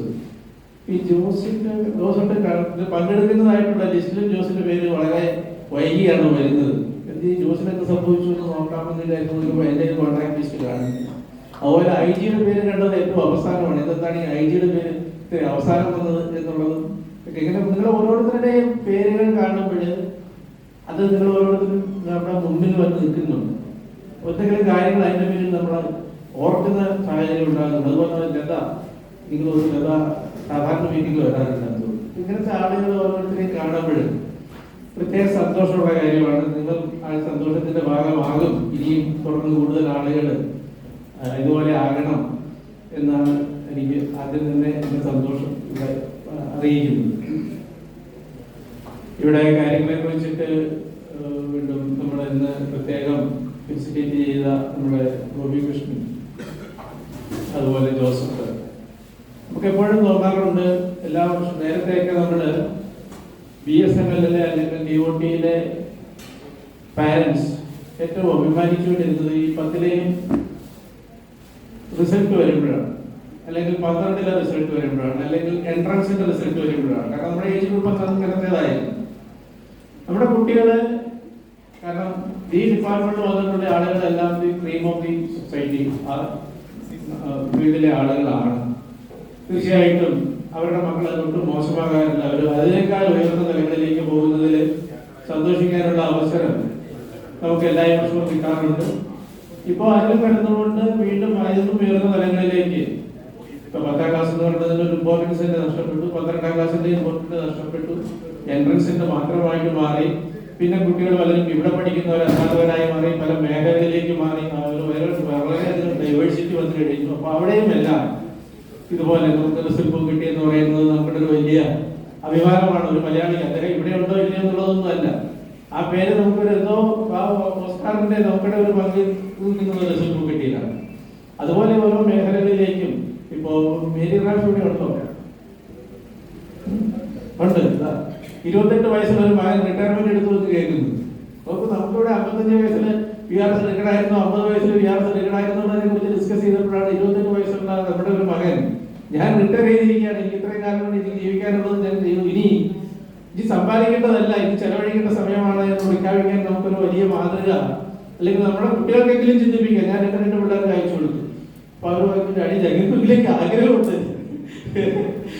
എന്നാലും ഇപ്പോഴും നിവൃത്തിയില്ലല്ലോ, ഞങ്ങൾ കുറച്ചും കൂടി പോയി കഴിഞ്ഞിട്ട് ഞങ്ങളെ കൊണ്ട് പറ്റും. ഇത്തരം മാതൃകകൾ നമ്മുടെ കുട്ടികളെ നമുക്ക് തരുമ്പോൾ തീർച്ചയായിട്ടും ഇവിടെ സ്ത്രീകളെ കുറിച്ചിട്ടൊക്കെ പറഞ്ഞതുപോലെ അതിന്റെ ഒരു പങ്ക് നമ്മളങ്ങ് അവകാശപ്പെടുകയാണ്. അവർ അംഗീകരിച്ചു തന്നാലും തന്നില്ലെങ്കിലും നമുക്ക് ഉണ്ടായിരുന്നു അവരുടെ പിന്നില് ഇങ്ങനെയെല്ലാം ആകാൻ പറ്റും. അവരെ ഇങ്ങനെയെല്ലാം ആക്കിയതിൽ നമ്മളും ഈ സ്ഥാപനം, ഈ പ്രസ്ഥാനവും ഞാൻ എനിക്ക് പലപ്പോഴും തോന്നാറുണ്ട് BSNL ജോലിക്കാരായതുകൊണ്ടാണ് കുട്ടികൾ മര്യാദയ്ക്ക് പകർന്ന നമ്പർ ട്രാൻസ്ഫറിനെ കുറിച്ചിട്ട് ഇപ്പോൾ വലിയ പരിഷ്കാരങ്ങളൊക്കെ വന്നിട്ട് 20 കൊല്ലക്കാരെയും 15 കൊല്ലക്കാരെയും നാടുകടത്തുന്ന സ്ഥിതികൊണ്ടെങ്കിലും ഭാഗ്യവശാൽ നമ്മുടെ കാലഘട്ടത്തിൽ അത്ര വലിയ ബുദ്ധിമുട്ടൊന്നും കൂടാതെ നമുക്ക് നമ്മുടെ കുടുംബത്തോടൊപ്പം നമ്മുടെ കുട്ടികളോടൊപ്പം അവരുടെ വിദ്യാഭ്യാസ കാര്യങ്ങൾ കൂടി ജോലിയുടെ ഇടയിൽ നോക്കിക്കൊണ്ട് ലീവ് പോലും എടുക്കാതെ സ്കൂളിൽ പോകുന്ന കാര്യങ്ങൾ നോക്കുകയും അവർക്ക് വേണ്ട കാര്യങ്ങൾ ചെയ്തു കൊടുക്കാൻ പറ്റുന്ന ഒരു ഭൗതിക സാഹചര്യവും അത്യാവശ്യ സാമ്പത്തിക സൗകര്യവും നമ്മുടെ സ്ഥാപനം നമുക്ക് തന്നു എന്നുള്ളത് കൊണ്ട് കൂടിയാണ് ഈ രൂപത്തിലുള്ള ഒരു ജീവിത നിലവാരത്തിലേക്ക് നമുക്ക് പോകാനായിട്ട് സാധിച്ചത് എന്നുള്ളതും നമുക്ക് അഭിമാനത്തോടു കൂടി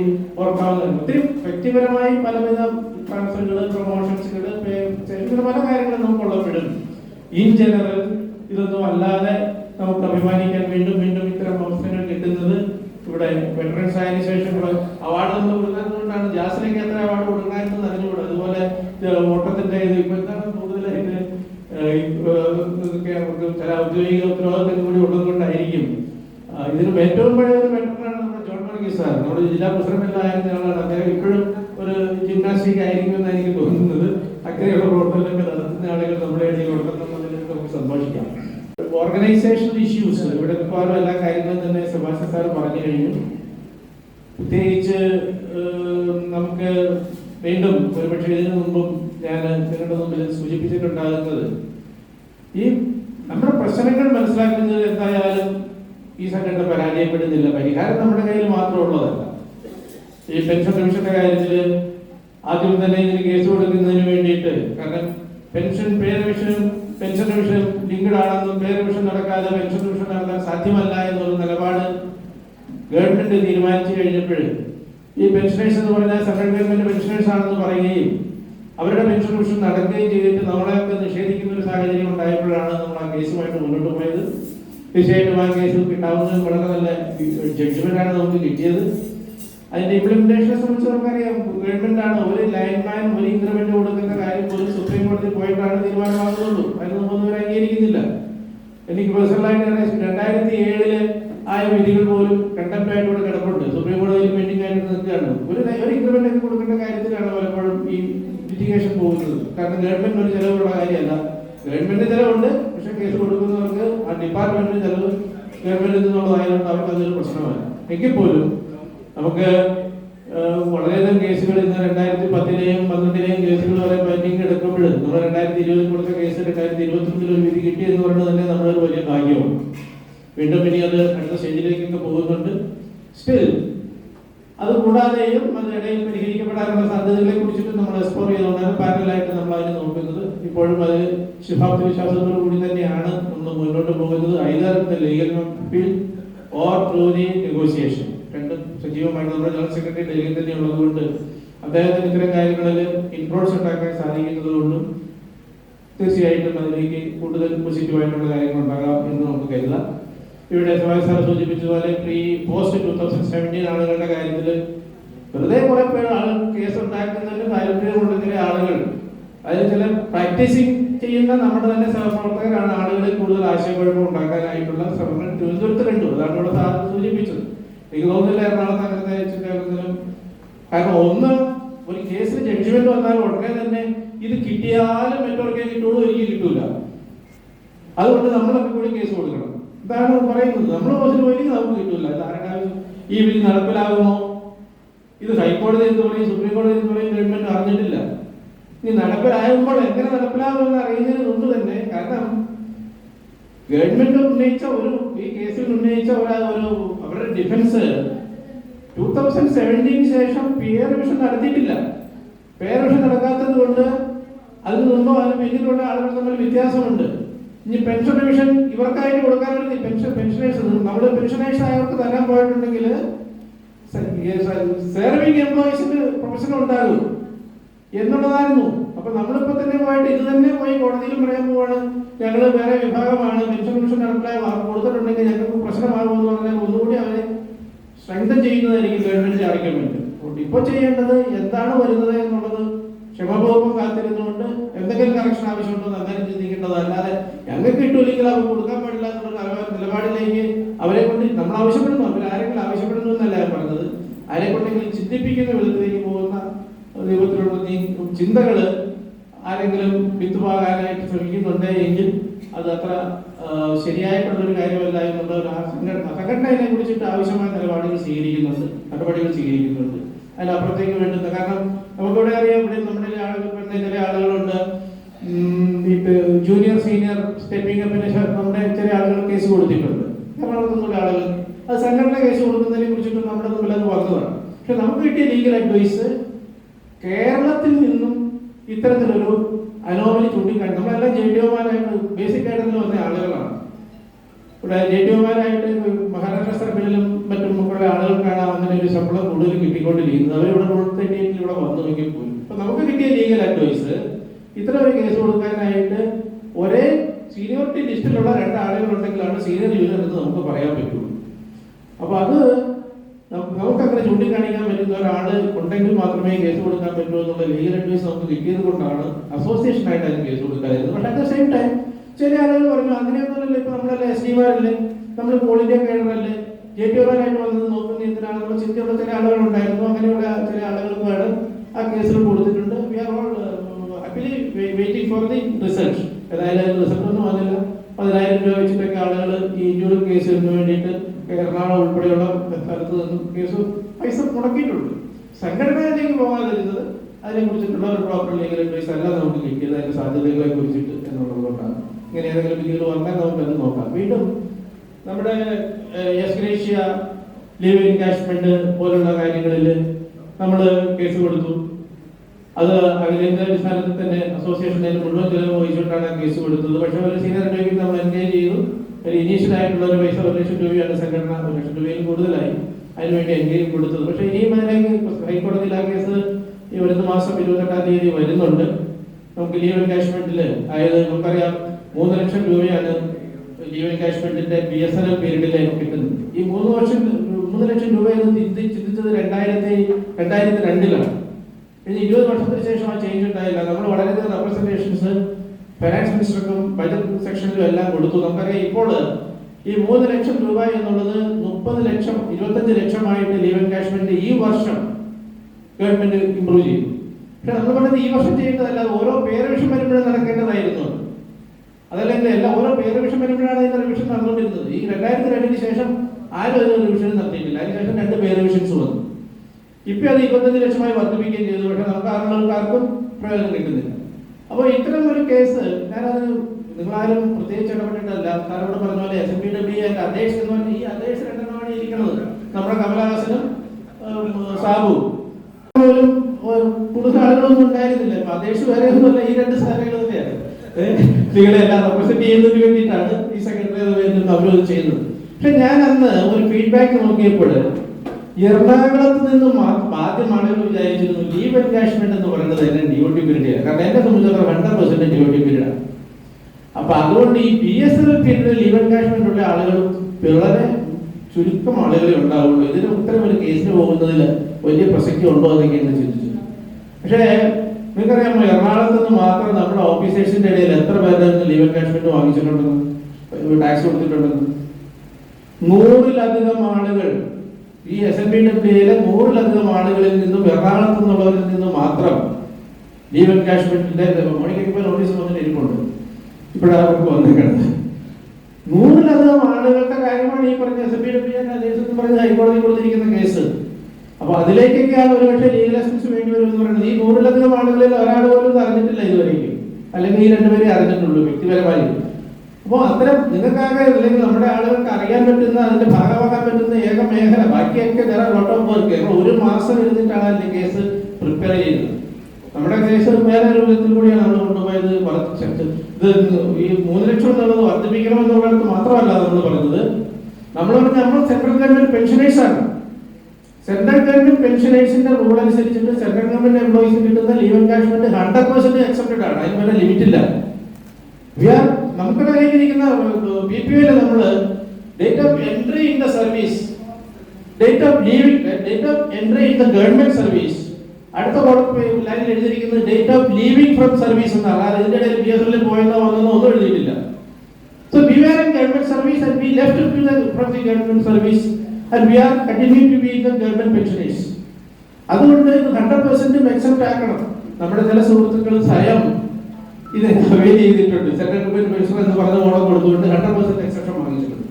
എന്നാൽ അവരോട് ചോദിച്ചാൽ നമുക്ക് പറയാൻ ഒരു മറുപടി ഉണ്ട്. കാരണം we are central government pensioners, ഞങ്ങളല്ലാതെ ടാക്സ് വെട്ടിപ്പൊന്നും അല്ല അവിടെ നടത്തിയത്. ചില ആളുകൾ PSC പെൻഷൻ എന്ന് എഴുതിയാണ് ഇൻകം ടാക്സ് റിട്ടേൺ ഫയൽ ചെയ്തത് എങ്കിൽ മാത്രമാണ് 3 ലക്ഷത്തിൽ കൂടുതൽ എമൗണ്ട് നിങ്ങൾ കൊടുക്കുമ്പോഴത്തേക്ക് അവിടെ ഒരു പോപ്പപ്പ് പോയാലും you are eligible only up to 3 lakhs. പക്ഷെ നമ്മുടെ പ്രൊഫൈലിൽ നമ്മൾ സെൻട്രൽ ഗവൺമെന്റ് പെൻഷൻ എന്നാണ് കൊടുക്കുന്നതെങ്കിൽ നമുക്ക് ഫുൾ എമൗണ്ടും കാണിക്കാം. അങ്ങനെ ചില ആളുകൾ സ്വയം ഇതുമായി അവൈൽ ചെയ്ത ആളുകളുണ്ട് ചില ആളുകൾ. അപ്പോൾ തീർച്ചയായിട്ടും അവർക്ക് നോട്ടീസ് വന്നാലും അവർക്ക് പറയാനുള്ള ഒരു ഡിഫൻസ് കൂടിയാണ് നമ്മൾ കൊടുത്തിരിക്കുന്ന case. We are eligible for 100% exemption. Limit കൂട്ടിയോ കാരണം ലിമിറ്റ് കൂട്ടിയത് റിട്രോസ്പെക്റ്റീവ് ആയി കിട്ടണം എന്ന് പറഞ്ഞാൽ എത്രമാത്രം ഒരു സാമ്പത്തിക കാര്യം നടപ്പിലാകുമെന്നതിനെ കുറിച്ചിട്ടുള്ള സംശയമുണ്ട്. അതുകൊണ്ടാണ് ഈ വർഷം ലിമിറ്റ് കൂട്ടിയതിന്റെ പ്രയോജനം അതിൽ നിന്ന് റിക്കവർ ചെയ്യുന്നത് നമുക്ക് കിട്ടാനുള്ള സാധ്യത കുറവായതുകൊണ്ടാണ് ആ ലിമിറ്റ് വർദ്ധിപ്പിക്കാതെ തന്നെ നമ്മുടെ സെൻട്രൽ ഗവൺമെന്റ് പെൻഷൻ എന്ന് കണക്കാക്കണമെന്ന് പറയുന്നത്.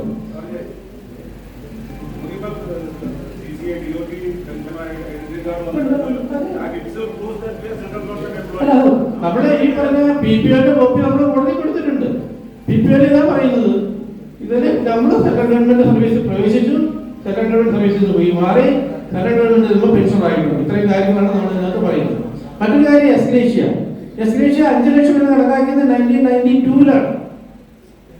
1992-ൽ 5 ലക്ഷം എന്ന് നിശ്ചയിച്ച എമൗണ്ട് ആണ് ഇപ്പോഴും 5 ലക്ഷമായി കണ്ടിന്യൂ ചെയ്യുന്നത്. അന്ന് 5 ലക്ഷം എന്ന് പറയുന്നത് 1992-ലെ ഒരു എംപ്ലോയിയുടെ ഹയസ്റ്റ് സാലറി 9,000 രൂപയായിരിക്കുമ്പോഴാണ് ഈ 5 ലക്ഷം എന്ന് കണക്കാക്കിയത്. എന്ന് പറഞ്ഞാൽ ഏതാണ്ട് 50 മാസത്തെ ശമ്പളത്തിന് തുല്യമായ എസ്ഗ്രേഷ്യ ടാക്സ് അക്സെപ്റ്റഡ് ആയിരുന്നു. 92-ന് മുമ്പ് നിങ്ങൾ നോക്കുകയാണെങ്കിൽ whatever amount you get that was accepted. ഈ 92-ലാണ് ഒരു ലിമിറ്റ് കൊണ്ടുവന്നത് 5 ലക്ഷം എന്നുള്ളത്. പക്ഷേ it was corresponding to the maximum pay of 9,000 rupees. നമ്മുടെ 84-ലെ പേ കമ്മീഷൻ എടുത്ത് നോക്കിയാൽ 86 പേ കമ്മീഷൻ കണ്ടാൽ അറിയാം. അന്ന് ക്യാബിനറ്റ് സെക്രട്ടറിയുടെ ശമ്പളം 9,000 rupees ആണ്. അന്ന് 20,000 രൂപയാണ് ബേസിക് ഇൻകം ടാക്സ് എക്സംഷൻ. ഇന്ന് അതിന് എത്രയാക്കി? 3 lakhs ആക്കി. അപ്പൊ എത്ര ടൈം ഉണ്ടായി? അപ്പൊ ഈ 5 ലക്ഷം എന്ന് പറയുന്ന 1992-ൽ എടുത്ത തീരുമാനം ഇന്നും മാറ്റാതെ നിൽക്കുന്നു. അത് റിവൈസ് ചെയ്യപ്പെടേണ്ടതാണ്. ഇപ്പൊ ഏത് കാര്യത്തിന്റെയും ഇൻകം ലിമിറ്റ് വർദ്ധിപ്പിക്കുന്നത് നമുക്ക് കാണാനായിട്ട് പറ്റും. ഈ രൂപത്തിലാണ് നമ്മളൊരു കേസ് ഫയൽ ചെയ്തിരിക്കുന്നത്. അതിന്റെ ഔട്ട്കം എന്ത് വരുന്നു എന്നുള്ളത് it is not within our hand. But ഇത്രയധികം ഇതിനെ ബേസിക് ആയിട്ട് അപ്രോച്ച് ചെയ്തുകൊണ്ടുള്ള ഈ 2 വിഭാഗത്തിലുള്ള കേസാണ് നമ്മൾ ഇവിടെ നടത്തുന്നത്. എറണാകുളത്ത് നടത്തുന്ന ഒരു കേസ്. തീർച്ചയായിട്ടും നമ്മുടെ ആളുകൾ അതിന്റെ ഭാഗമാകാനായിട്ട് വേണ്ടി വന്നാൽ അതിന്റെ ഭാഗം തലമുറത്തതുപോലെയുള്ള അവരുടെ ഭാഗത്തു നിന്നുള്ള ഇത്തരത്തിലുള്ള ചെറിയ തീർച്ചയായിട്ടും അന്ന് 1 ലക്ഷം രൂപ കൊടുത്തു കഴിഞ്ഞപ്പോൾ കാരണം സിമ്പിളെന്ന് പറഞ്ഞ് തുടങ്ങിയതാണ്. സാറിനോട് പറഞ്ഞു ഇത് നിങ്ങൾ കണ്ടില്ലേ, 1 മാസം ഇരുന്ന് നമ്മൾ വർക്ക് ചെയ്യേണ്ടി വന്നു, ഇനി ഓരോ തവണയും കൊണ്ട് വരും എന്നൊക്കെ പറഞ്ഞ് നിൽക്കുന്നു. CGHS-ലേക്ക് മാറിയപ്പോൾ കൊടുത്ത 1 time പേയ്മെന്റ് നമ്മൾ 1,20,000 rupees കൊടുത്തുകൊണ്ടാണ് നമ്മൾ അവിടെ പോയത്. പോയ ആളുകൾ അത് BSNL നിന്നും റീഇംബേഴ്സ് ചെയ്തു. അതിന് ടാക്സ് വാങ്ങിച്ചു. ആ ടാക്സ് വാങ്ങിച്ചപ്പോഴും നമ്മൾ അതിനെതിരായിട്ടുള്ള ലീഗൽ ഒപ്പീനിയൻ വാങ്ങിക്കുകയും അതിന് വേണ്ടിയുള്ള ഇപ്പോഴും കേസസ് നമ്മൾ ഇൻകം ടാക്സ് ലേക്ക് അതിന് വേണ്ടിയിട്ടുള്ള അപ്പീൽ കൊടുത്തിട്ടുണ്ട്. നമ്മൾ ഞാൻ ഉൾപ്പെടെ ഞാൻ ഇൻകം ടാക്സ് ഫയൽ ചെയ്തപ്പോൾ ഞാൻ അതിന് ടാക്സ് അടച്ചിട്ടില്ല.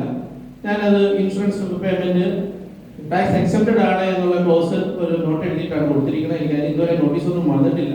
അപ്പൊ ഇത്തരം നമ്മുടെ കാര്യങ്ങൾ ഞാൻ അത് പറഞ്ഞതുപോലെ മനസ്സിലാക്കുന്നതിൽ നമ്മൾ പരാജയപ്പെടുന്നില്ല. അത് കറക്റ്റ് ചെയ്യുന്നതിന് വേണ്ടിയുള്ള ശ്രമം നമ്മൾ നടത്തുന്നു എന്നുള്ളത് നമുക്ക് തീർച്ചയായിട്ടും അഭിമാനിക്കാം. ഇത് ഒരു SMPWA അംഗം എന്ന നിലയിൽ തീർച്ചയായിട്ടും ഇത്തരം കാര്യങ്ങൾ വേറെ ആർക്കെങ്കിലും ഈ വിധത്തിൽ നമ്മുടെ സംഘടനയിൽ ഉണ്ടായിരുന്നപ്പോൾ സർവീസിൽ ഉണ്ടായിരുന്നപ്പോൾ നമുക്കറിയാം നമ്മൾ ഏതെല്ലാം വിധത്തിലാണ് സംഘടനയിൽ നമ്മുടെ സർവീസ് കാര്യത്തിലാണെങ്കിലും നമ്മുടെ ടെലികോം സർവീസിന്റെ കാര്യത്തിൽ മാനേജ്മെന്റ് ചെയ്യേണ്ട കാര്യങ്ങളിൽ പോലും എത്രമാത്രം നമ്മൾ ഇടപെട്ടിരുന്നു എന്നുള്ളത് we continue to do that. അതിന്റെ ഒരു അഭിമാനത്തോടു കൂടിയാണ് നമുക്കിത് പറയാൻ പറ്റുന്നത്. ഇവിടെ സൂചിപ്പിച്ച ഇൻഷുറൻസിനെ കുറിച്ചിട്ട് പറയുമ്പോൾ ആദ്യമായിട്ട് SNE ആണ് തുടങ്ങിയത്. സർവീസിനുള്ള ഒരു സംഘടനയ്ക്ക് ഇൻഷുറൻസ് തുടങ്ങാം അവരുടെ വ്യക്തികൾക്ക് വേണ്ടിയിട്ടെന്ന് പറഞ്ഞുകൊണ്ട്. കാരണം നമ്മുടെ മെഡിക്കൽ ഇൻഷുറൻസുമായി BSNL MRS-ന്റെ വളരെ പോരായ്മകൾ വന്നപ്പോഴാണ് നമുക്ക് സ്വന്തമായിട്ട് ഒരു ഇൻഷുറൻസിലേക്ക് ഗവൺമെന്റ് തന്നെ മാറണമെന്നുള്ള ചിന്തയുണ്ടായി. പക്ഷെ അവർ പറഞ്ഞത് ശരിയല്ല, ചിലർക്ക് വേണ്ട പല സൗകര്യങ്ങളുണ്ട്, ഇതിനകത്ത് ആളുകൾ ഉണ്ടാവില്ല എന്ന് പറയുമ്പോഴാണ് ആസ് എ സാമ്പിൾ കേരള സർക്കിളിലാണ് നമ്മൾ സർവീസ് സംഘടന ഇൻഷുറൻസ് ആരംഭിച്ചത്. അതിന് പല പ്രശ്നങ്ങളും ഉണ്ടായി. അതിന് എതിരെ പ്രവർത്തിച്ച പല ആളുകളുണ്ടായി. പക്ഷെ ഇന്ന് കഴിഞ്ഞ വർഷം വരെയും അത് കണ്ടിന്യൂ ചെയ്തു. അതിന്റെ തുടർച്ച എന്ന പോലെയായിരുന്നു നമ്മൾ പെൻഷനേഴ്സിന് വേണ്ടി SMPWA-ക്ക് വേണ്ടി അവരുമായിട്ട് ഇത് ഡിസ്കസ് ചെയ്ത് നമുക്ക് നടപ്പിലാക്കാനായിട്ട് സാധിച്ചത്. ഈ 60 വയസ്സിന് ശേഷമുള്ള ആളുകൾ അതല്ലെങ്കിൽ ഈ നമ്മുടെ പല ആളുകൾ നോട്ട് ബിലോ 50 ഈ ഭാഗത്തിൽപ്പെട്ട ആളുകൾക്ക് ഞാൻ സ്റ്റാർ ഹെൽത്തിന് വേണ്ടി ട്രൈ ചെയ്ത ആളാണ്. എന്നെ ഒരു അൺഫിറ്റ് എന്നാണ് പറഞ്ഞത്. ഞാൻ യാതൊരു മരുന്നും അസുഖത്തിനും മരുന്ന് കഴിക്കുന്നില്ല. 6 വർഷം മുമ്പ് സ്റ്റാർ ഹെൽത്ത് എന്നെ അൺഫിറ്റ് എന്ന് പറഞ്ഞു.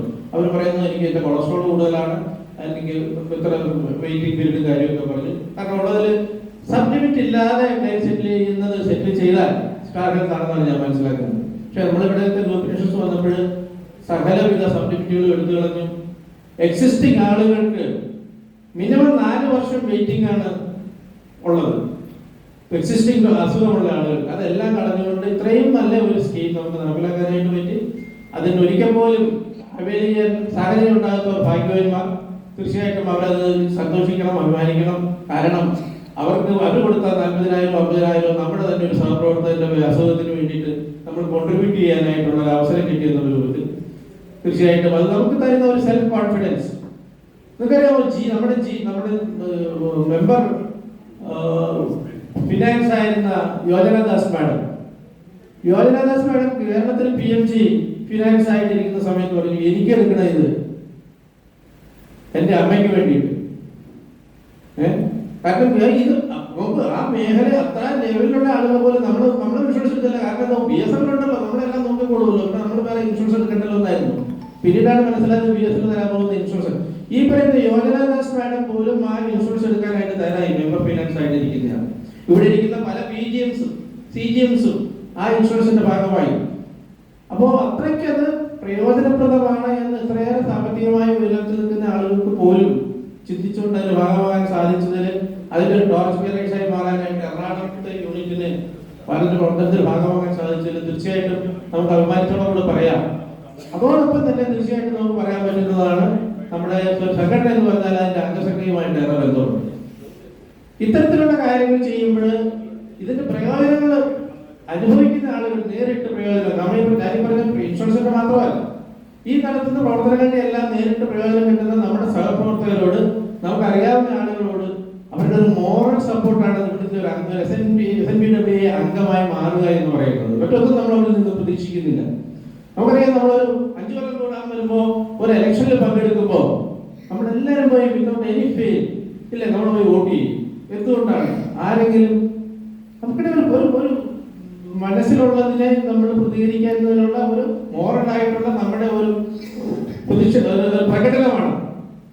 ഇതിനോടൊക്കെ ഞാൻ യോജിക്കുന്നു, ഇതിനോടൊക്കെ ഞാൻ വിയോജിക്കുന്നു എന്ന് പറയുന്നതിന് ഒരു പ്രകടനമാണ് നമ്മൾ 5 വർഷത്തിൽ പോയി ചെയ്യുന്നത്. ഇതിനെ കൂടി ഒരു അംഗമാണ് ഞാൻ എന്ന് പറയുന്നതിന് ഓരോരുത്തർക്കും അഭിമാനിക്കാനായിട്ട് കാര്യമുണ്ട് എന്ന് നമുക്ക് ഓരോരുത്തരോട് പറയാൻ, നമ്മളിൽ ഓരോരുത്തർക്കും മറ്റുള്ളവരോട് പറയാനായിട്ട് സാധിക്കണം.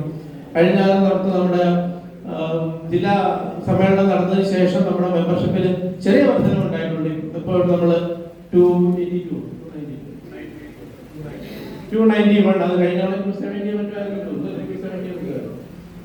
ഈ ചെറിയ കാലം നിങ്ങൾ പലരും അതിന് വേണ്ടിയിട്ടുള്ള ശ്രമങ്ങളൊക്കെ നടത്തുന്നതിന്റെ ഭാഗമായിട്ടാണ് ആ വർധനം ഉണ്ടായതെങ്കിൽ ഇനിയും അതിന് വർദ്ധിക്കാനുള്ള ഏറെ സ്കോപ്പുണ്ട്. നമ്മുടെ പല സീനിയേഴ്സും കാരണം അവർ റിട്ടയർ ചെയ്യുമ്പോൾ ഇങ്ങനെ ഒരു സംഘടനയില്ല, ഉണ്ടായിരുന്ന സംഘടനയിൽ അവർ അംഗമായി എന്നുള്ളതേ ഉള്ളൂ. അല്ലാതെ നമ്മളോട് അവരോട് അവർക്ക് പ്രത്യേകിച്ച് ശത്രുതയോ ഒന്നും ഉണ്ടായിട്ടില്ല. ഒരു സംഘടന ഒഴിവായിക്കൊണ്ട് ഇങ്ങോട്ട് വരണമെന്ന് നമ്മൾ പറയുന്നില്ല. പക്ഷേ ഈ സംഘടന നടത്തിക്കൊണ്ടിരിക്കുന്ന ഇത്തരത്തിൽ ഓരോ അംഗത്തെയും ബാധിക്കുന്ന പ്രശ്നങ്ങൾ നടത്തുകൊണ്ടിരിക്കുന്ന കാര്യങ്ങളുടെ ഗുണം കിട്ടിക്കൊണ്ടിരിക്കുന്നവരും കിട്ടാൻ സാധ്യതയുള്ളവരുമായിട്ടുള്ള ആളുകൾക്ക് ഇതിന്റെ കൂടി ഒരു ഭാഗമാണ് എന്ന് പറയുന്ന വിധത്തിൽ അതിന്റെ അംഗമാകുന്നതിന് വേണ്ടിയിട്ടുള്ള മെമ്പർഷിപ്പ് ഇംപ്രൂവ്മെന്റിന് വേണ്ടിയിട്ടുള്ള ശ്രമങ്ങളിൽ ഓരോരുത്തർക്കും അവർക്ക് പറ്റുന്ന ആളുകളെ കണ്ടെത്തി അവരോട് മറ്റാരെങ്കിലും സംസാരിക്കണമെന്ന് നിങ്ങൾ പറഞ്ഞിട്ടുണ്ടെങ്കിൽ അവരോട് സംസാരിക്കാം. ചില ആളുകൾ കൂടുതലായിട്ട് നമ്മുടെ സംഘടനയിൽ വരുന്നുണ്ട്. അവർ വെറുതെ വരുന്നതല്ല, ശരിക്കും ടെസ്റ്റ് ചെയ്തിട്ട് തന്നെയാണ് അവർ വരുന്നത്. ഈ സംഘടനയിൽ ഇന്ന പല കാര്യങ്ങളൊക്കെ ചെയ്യുന്നുണ്ട്, ഇത്തരം കാര്യങ്ങളിൽ അവർ ഇടപെടുന്നുണ്ട്, അവർ ഉന്നയിക്കുന്ന പ്രശ്നങ്ങൾ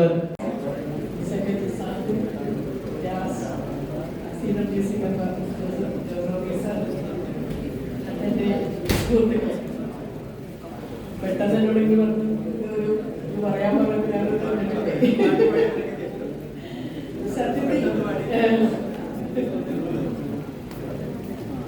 ഈ ഇവിടെ വാർഷിക പൊതുയോഗം എന്നതിൽ കൂടുതൽ ഉപരിയായിട്ട് നമുക്ക് എല്ലാവർക്കും തമ്മിൽ കാണാൻ പറ്റുന്ന ഒരു അവസരം എന്നതിലാണ് എനിക്ക് ഏറ്റവും സന്തോഷം. സത്യത്തിൽ എല്ലാവരും ഇങ്ങനെ നേരിട്ട് കാണുമ്പോഴേക്കും നമ്മളൊരു 10 വർഷമെങ്കിലും ചെറുതായ പോലെ തോന്നുന്നുണ്ട്. നമ്മൾ ചെറുപ്പത്തിലെ തൊട്ട് തിരിച്ചു പോകും. നമ്മുടെ ആ വർക്ക് ചെയ്തിരുന്ന ആ സമയത്തെ ഒരു പ്രതീതിയാണ് നമുക്ക് മനസ്സിൽ വരുന്നത്. എല്ലാവരെയും കണ്ടപ്പോൾ എനിക്ക് ഭയങ്കര സന്തോഷമാണ്. നമുക്ക് പരസ്പരം ഇങ്ങനെ കാണാൻ സാധിക്കാൻ ഒരു അവസരം ഒരുക്കുന്ന ഈ സംഘടനയോടുകൂടിയാണ് നമ്മൾ നന്ദി പറയുന്നത്. നന്ദിയും അഭിവാദ്യങ്ങളും അർപ്പിച്ചുകൊണ്ട് നിർത്തുന്നു.